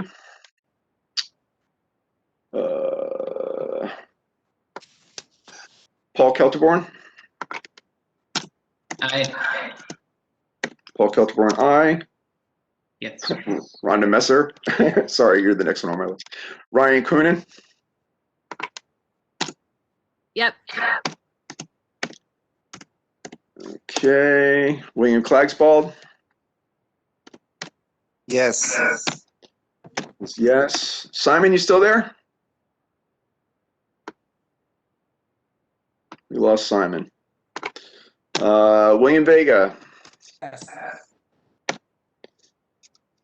And I vote yes. Okay, that is a unanimous pass. Okay. All right. So there's that. And then, so now there was somebody wanted to break up and make another motion. Karen, did you suggest that? Well, Tom suggested it, but Karen, you elaborated on it. You want to go ahead? No, I suggested it. Okay. Oh, sorry. Sorry. Don't hit me. Go ahead. I make a motion. No, can you guys hear me? Oh, sorry. I'm getting feedback. I make a motion for a study for Metropolitan, the whole stretch of Metropolitan intersections for safety improvements for cyclists and pedestrians. If anyone wants to add on that or amend it, that's fine. I second that. I was gonna say maybe from what is that, Union to Metropolitan Bridge, that whole, like, because that to me is like a really integral, connected, and dangerous stretch. Totally agree. Well, Karen, when you say metro, are you talking from the river to the bridge? Karen? Union to the bridge. From Union to the bridge. Okay. Okay. Thank you. All right. I don't know if we need to do a roll call on this, but I'll say all in favor, say aye, and I will listen to you, and then all in favor? Aye. Aye. Aye. But can I ask a question about the boundaries? We're in a vote now. Okay. All in favor, aye. Any opposed? Aye. Any opposed? Hearing none. Any abstentions? Okay, motion passes. Wait, I'm sorry. I don't think you have a quorum. You need 9 for a quorum.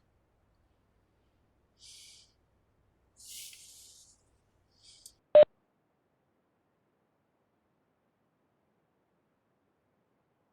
think you do have 9. William spoke before. No.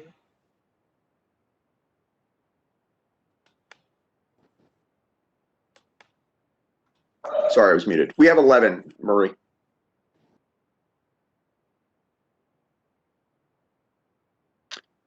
Okay, so motion passes. So, Paul, Paul's question was the parameters, and the parameters are Union to the Metropolitan Avenue Bridge for those intersections. So Vandervoort to Union. I would go to Meeker. I'm sorry. Well, we just voted on Union, and and Meeker is already part of the safety study that's still kind of working its way through the bureaucracy. So it is Meeker Metro is covered.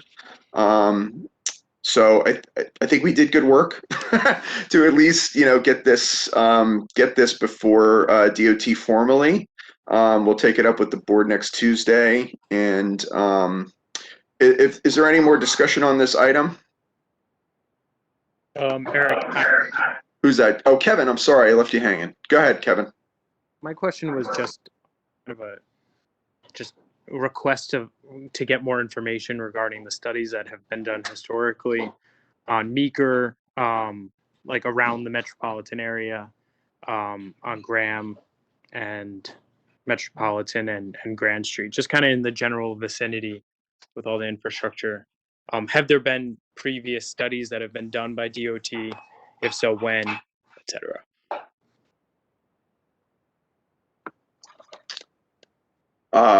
Rhonda, if I'm not wrong, all the previous studies should be on the DOT website up to, I think, 6 years ago, maybe more. Do you know? I don't know how far back the studies go. But I mean, I feel like you're talking about a big, like the Williamsburg North, there were 2 major studies that were completed in the past 2 or 3 years. I think starting in 2017. But then, so those are like area-wide studies, as opposed to, I don't think you're asking about individual like signal studies at intersections. That would be really voluminous to give you a reporting of that. So I'm not sure what you're asking. Every signal study wouldn't be on the website, but those major studies, they're available. And so would if we wanted to see a list of all the studies going back to, say, I don't know, 2015, would that be a FOIL request, or would that be something that would be available through someone in your office?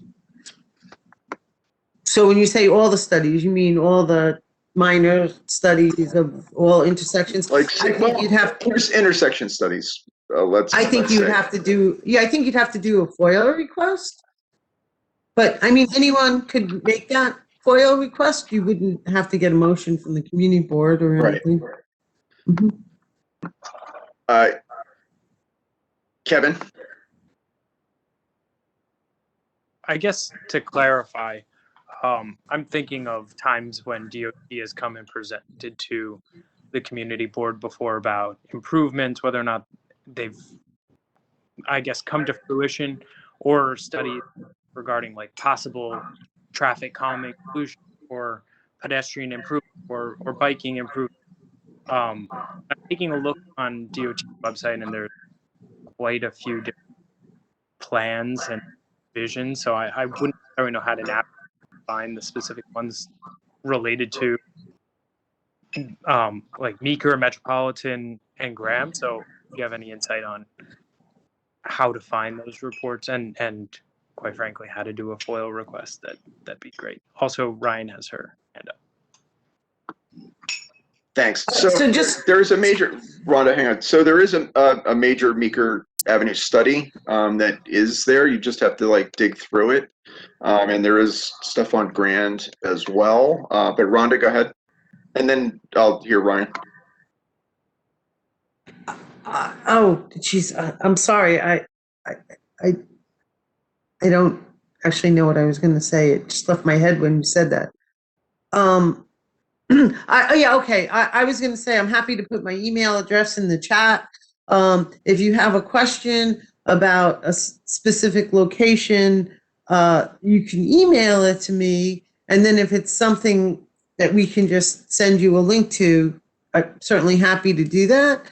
And there's actually if on our website, you could submit a FOIL request. If you can't find that, I'd be happy to send you a link for a FOIL request as well. I'm going to go ahead and put my email address in the chat room. Rhonda, with the FOIL request to DOT, what is the cost for that? What is the charge? Do they charge you for? I don't know. It could be by page. That's what we've said before. Yeah, that sounds about right. So that's just probably to pass on the cost, the administrative cost of making the copies, I guess. I have no idea what the charge is. I would, that might be on the website. Nobody ever asked me that before, I'm sorry. I imagine it changes over time too. Okay, well, we can look that up offline instead of like looking for it now. All right, so I see. Thank you, Rhonda, for putting that in there and for being available to people with questions. Elliot Drabble, I see your hand raised. I just want to, there are board members with their hands raised. I don't know if they're old or not. If they're not, I'm going to hear Karen, Tom, and then Ryan, and then we'll go to Elliot, and then we'll close this item. No, So Karen, did you? Karen, not me. Ryan, okay, please take your hands down on the chat if you're not looking to speak. But Ryan, go ahead. Okay. This is more to Rhonda and DOT. Sort of what you said was, I thought was very interesting when you were talking about making Graham and Metro safe, what the community had the appetite for, because a lot of it hinges on taking away parking. And for me, when I'm saying, hey, can we get a safety thing from the bridge there? I want to know sort of those scenarios. Like, I guess I'm asking DOT to point out, hey, here you can only make this, like, I guess for me, the only way we're going to make this safe is if we have a community discussion about it. And so the first step is knowing what's on the table, what the appetite has to be. And so that's sort of the information that I'm looking for, not the signal timings per se and that individual stuff. It's more of like along that whole strip, how wide is it? What things, like, that type of analysis, if that makes sense.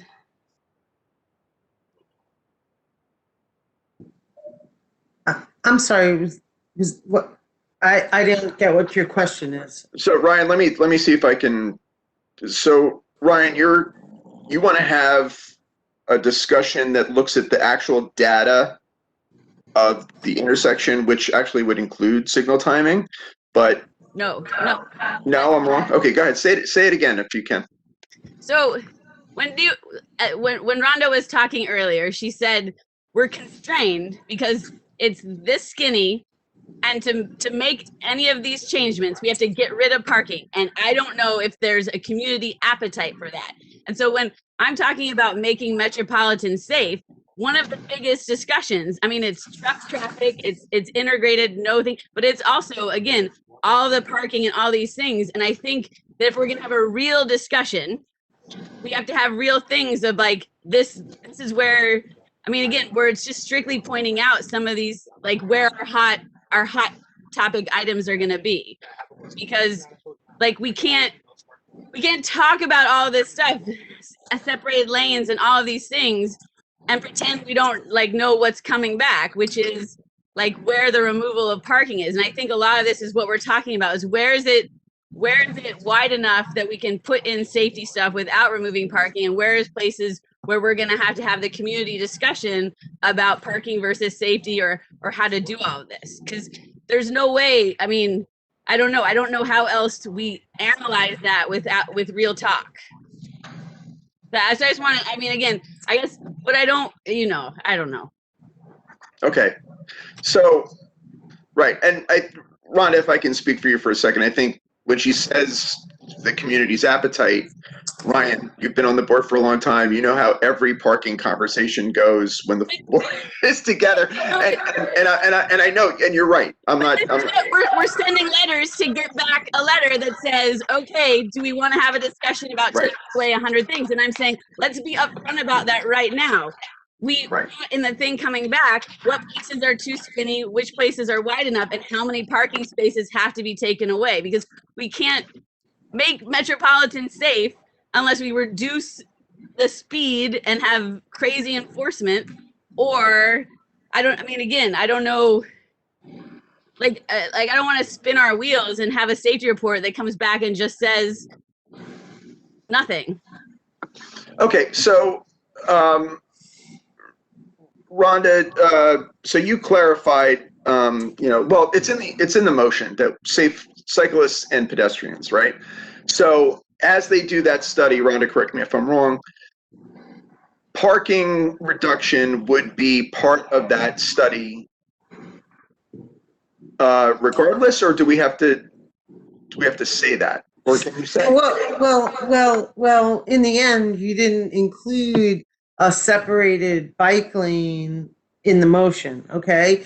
I'm telling, in this case, I know that it's too narrow, that separated bike lanes wouldn't be possible without the wide scale removal of parking. So do you want us to do? No, I think that's the type of thing that needs to be said so we can have real discussions about how we're going to make this street safe. Like, again, like that's what, like, I'm not saying that I want to separate things. I use Metropolitan all the time. I get how it's probably not. I just want us to have a real look and really talk about how we're going to make that streets. I don't know. I don't want you guys wasting your time doing this report to go through the motions. Like, I want us to get real information and have a real discussion, I guess, is what I'm saying. Yeah, I think that's like, I don't know. Okay, Rhonda, so since the motion highlights pedestrians and cyclists, I think that automatically includes a discussion of some kind of, I don't know, like Ryan makes a good point. We have been here before, not specifically on these corridors, but I don't know. I guess, and it's also important to say that we don't want DOT wasting its time on something that's important to the board, only for you to come back and then, we have to fine tune and fix. So, so anyway, we're going to present these two motions to the board, and they're crafted in a way that's open to interpretation, but I hope that you would bring bikes into the conversation since it does specifically discuss cyclists and pedestrians. Fair? Yeah. Okay. Yeah. Ryan, is that good enough for you for now? I know it's not perfect, but where'd she go? She's there. Giving you mad thumbs up. Yeah. Totally. Okay, good. Okay, good. Okay. All right. So thank you. Ryan. Thank you, Rhonda. And we'll hear Elliot Drabble, and then if there are no other speakers, we'll close this item. Wait, but I actually want to say that, we're constantly looking at locations for potential for bike lanes, and we want to do higher level bike lanes, not shallows. We want to do separated bike lanes or protected bike lanes. So we come at it from a different direction. They look at locations that have the potential for a separated bike lane that doesn't remove all the parking, because we don't want to spend all that time and energy doing that work just to come back and do a presentation and not be supported by the community board. I mean, right? I mean, you know that already. Yeah, it's important to say, Rhonda, but I don't know. Well, we have these two motions. We'll take it up at the full board, and it's the start of a conversation. It does. God, I don't know what to say. I'm just, we have these two motions. We'll move forward with it, and we'll go ahead. This street shows this sort of crazy mashup we have, because in theory, no one wants to take Metropolitan Avenue on a bike. But in reality, you have to, because of the way the through streets work. And if you're a car driving and you're going from Williamsburg to Bushwick, oftentimes you're on one of these roads. And so I think the problem is bikers are on it because of the way the streets are. No matter how many bike lanes we put on other things, it's one of these roads that we have to figure out how to make safe so people don't die. And it's really hard because there's not a lot of room.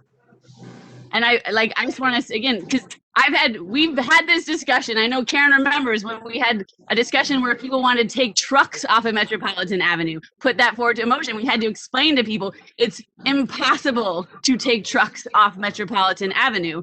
Bikers and trucks have to figure out how to bike together on Metropolitan Avenue. And I guess I just want to push us forward to that point because I'm always biking on Metropolitan. Okay. I think that's all we can do with this right now.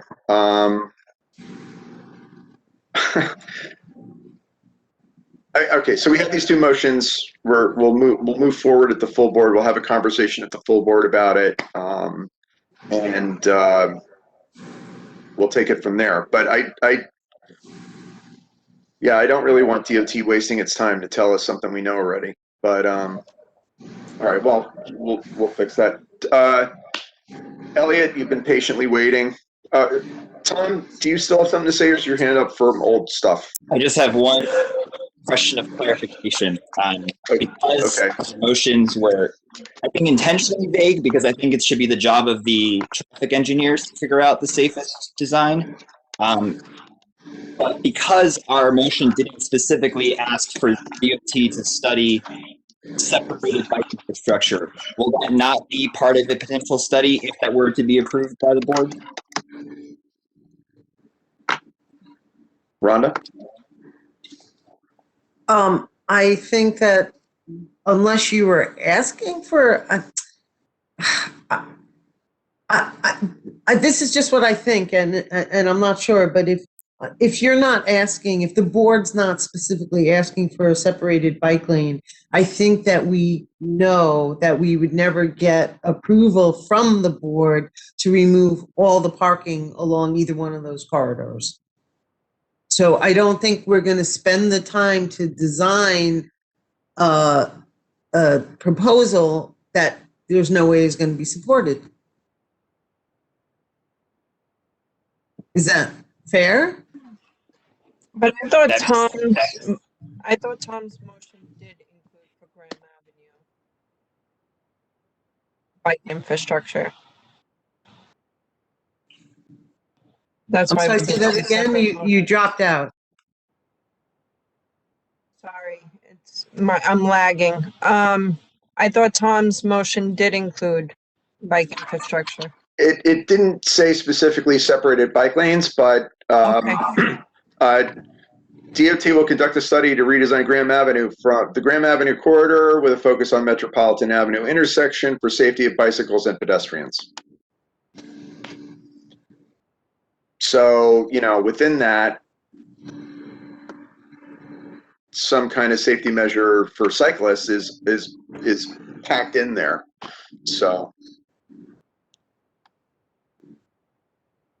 the reason I hesitated is because I don't want to study Graham, the whole corridor. I don't want to study Metro, the whole corridor. I want to study this intersection. That's why it's on the agenda for this agenda point. However, respecting Robert's rules, that was the motion that we had.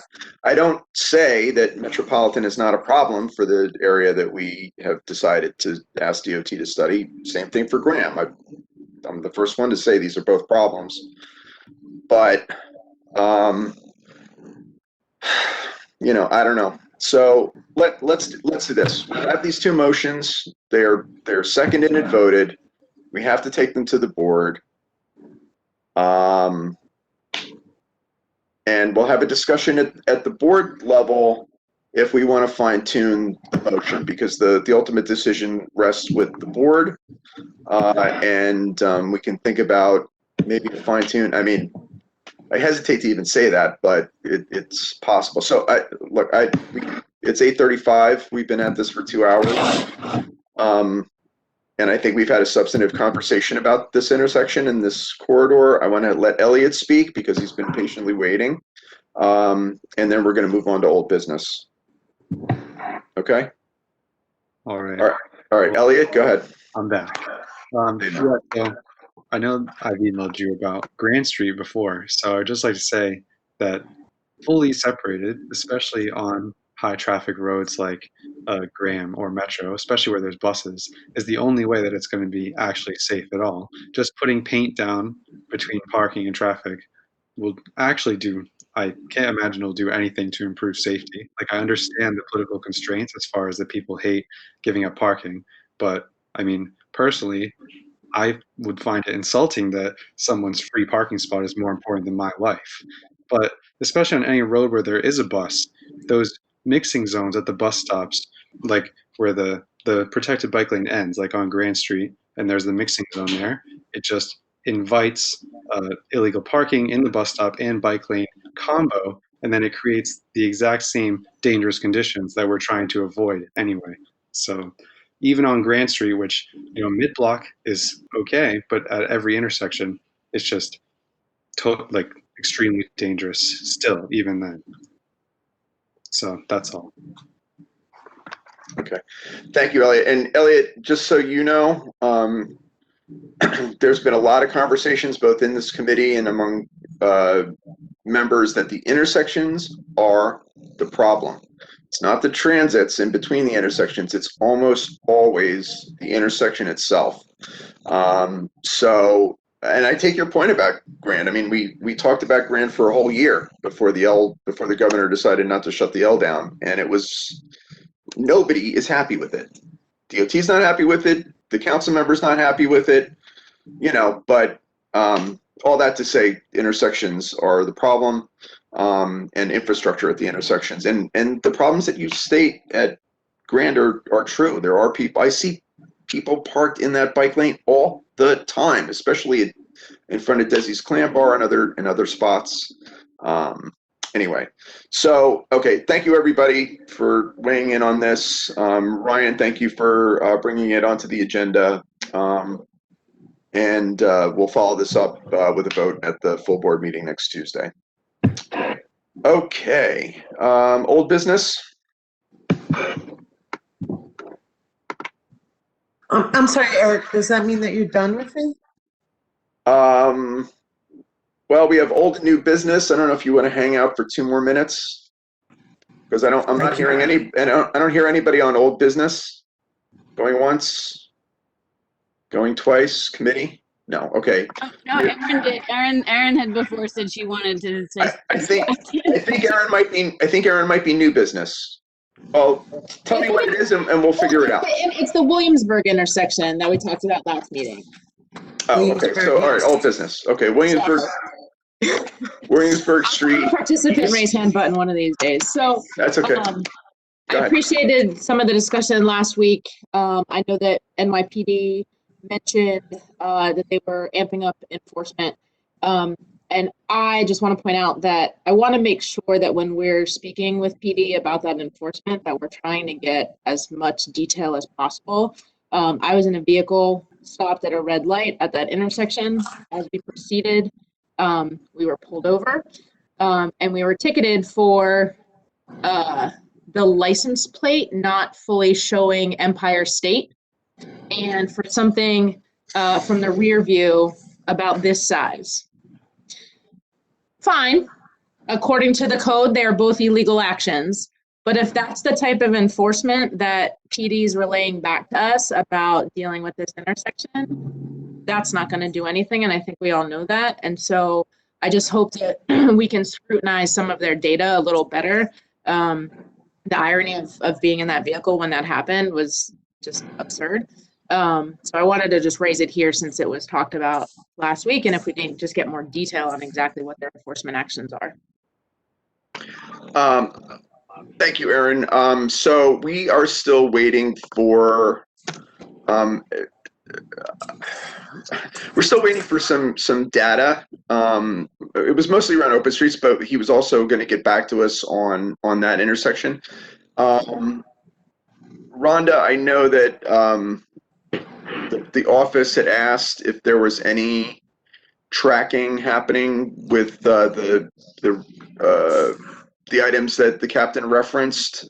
I don't know if you're prepared with that now, and you can say I don't have it yet, and we'll follow up offline. But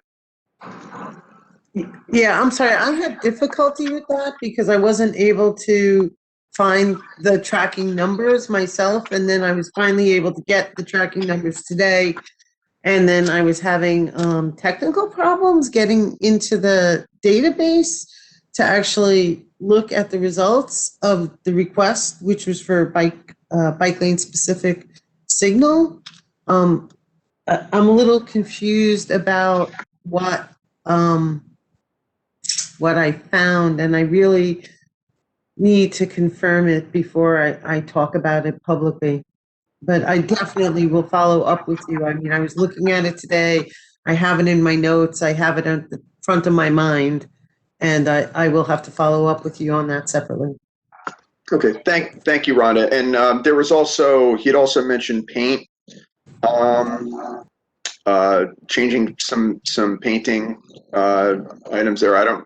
He didn't specify like turn signal or whatever, but he did say paint. So maybe that's buried in his request, but I'll leave it to you to like unpack it and get back Well, wait, to it. we talked about that, and I'm not aware of a request that involves paint. Okay. Which would mean what, like painting the bike lane green? Is that what you're referring I don't to? know. He had asked for, I think, for refreshing some of the The painting there is so trashed. It's years trashed. Yeah, It's been it's- repainted in years. So that's That's right. Thank you, Ryan. It's replacing the paint that exists. Yes? Okay.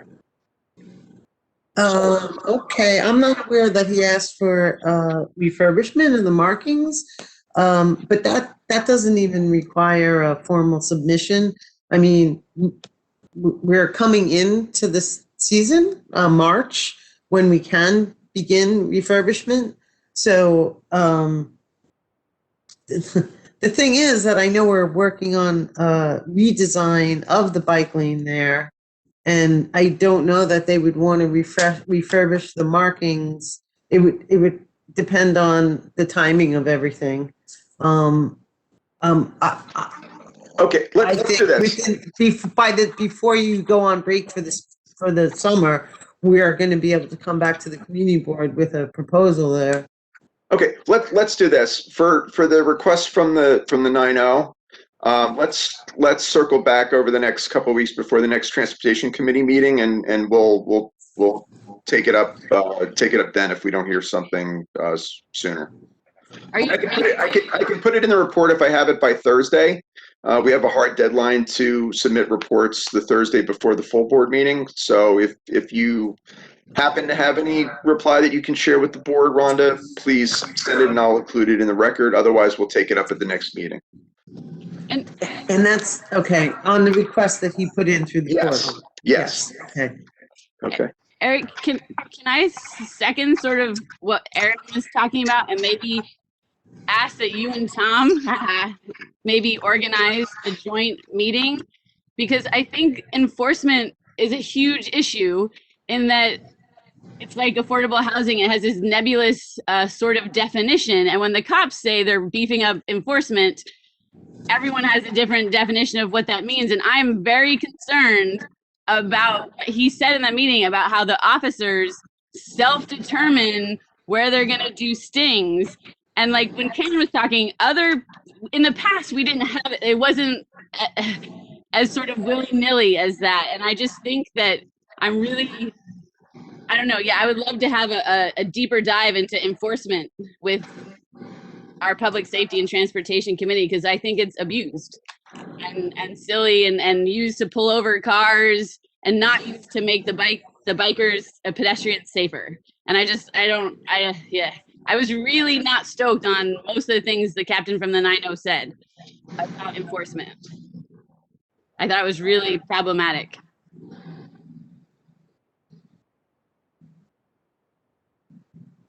Okay, I will also follow up with the captain to get some clarification as well. But Rhonda, if you can get that to me by Thursday, great. If not, we'll take it up at the next meeting.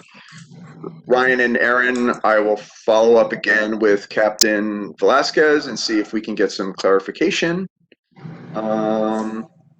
I'm sorry, that's this Thursday you're talking about, right? I need it this Thursday for the report, but the full board meeting is next Tuesday. Okay. Okay. All right. And anything else for old business? New business? Going Hi, once? I have something I'd like to just mention. Who's that, Kevin? Hi, this is Kevin. Okay, go ahead. Yeah, just to put this on everyone's radar, and I'll keep it pretty short. I'm gonna drop into the chat. There's a local law that is looking to beef up the city of New York's electric school bus fleet, and I mean, there's school buses. So kind of relates to transportation. Thought I would put that on everyone's radar, and no action like really needed, but I thought it might be kind of interesting maybe to talk about at next month's meeting. But could be something interesting to gauge the community's kind of I guess interest in supporting that. Maybe like the community board eventually could send a letter of support to the council members. But just thought I'd drop that on everyone's radar. Thanks, Kevin. So everybody has that link, but I'll copy the link and I'll send it around to the committee as well if we think we want to put it up on the agenda when it gets closer to a vote. And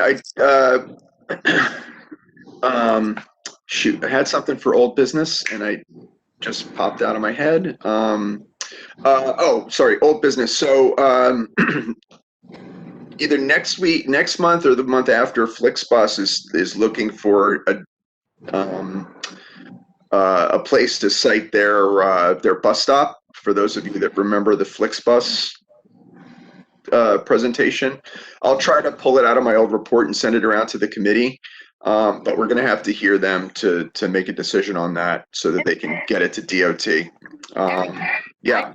It changed where they're going to, right? Because now it says Mineola and DC, not Boston and DC. I don't know. Dan is going to come back to represent. So it's not like we need to pick a site. It's like Dan's going to come back. We're going to talk. It's not a done deal. So I just wanted to mention that. Also for new business, I might put it in the report, but just because I'm mentioning it here, but I'm not going to put it in the chat.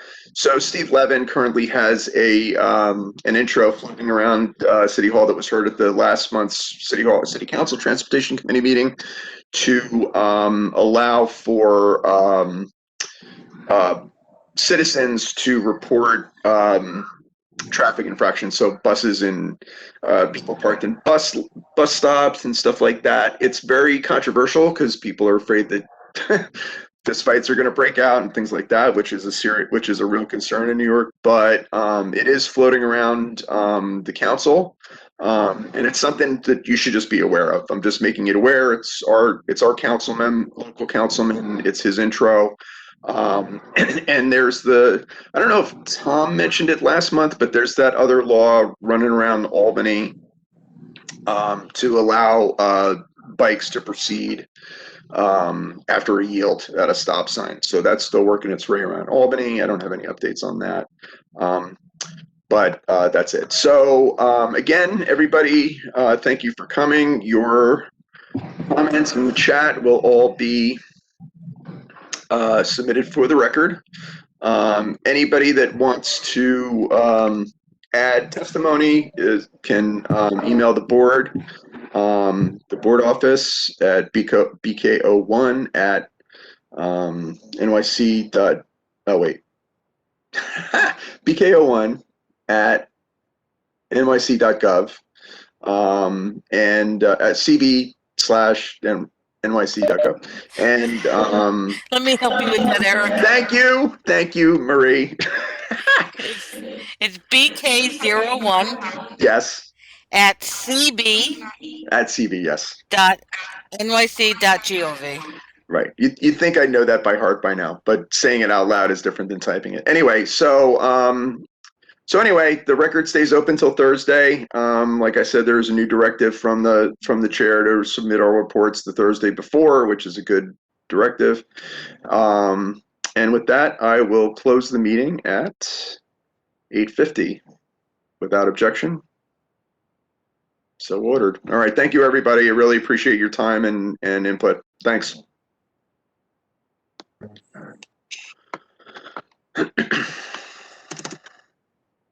night.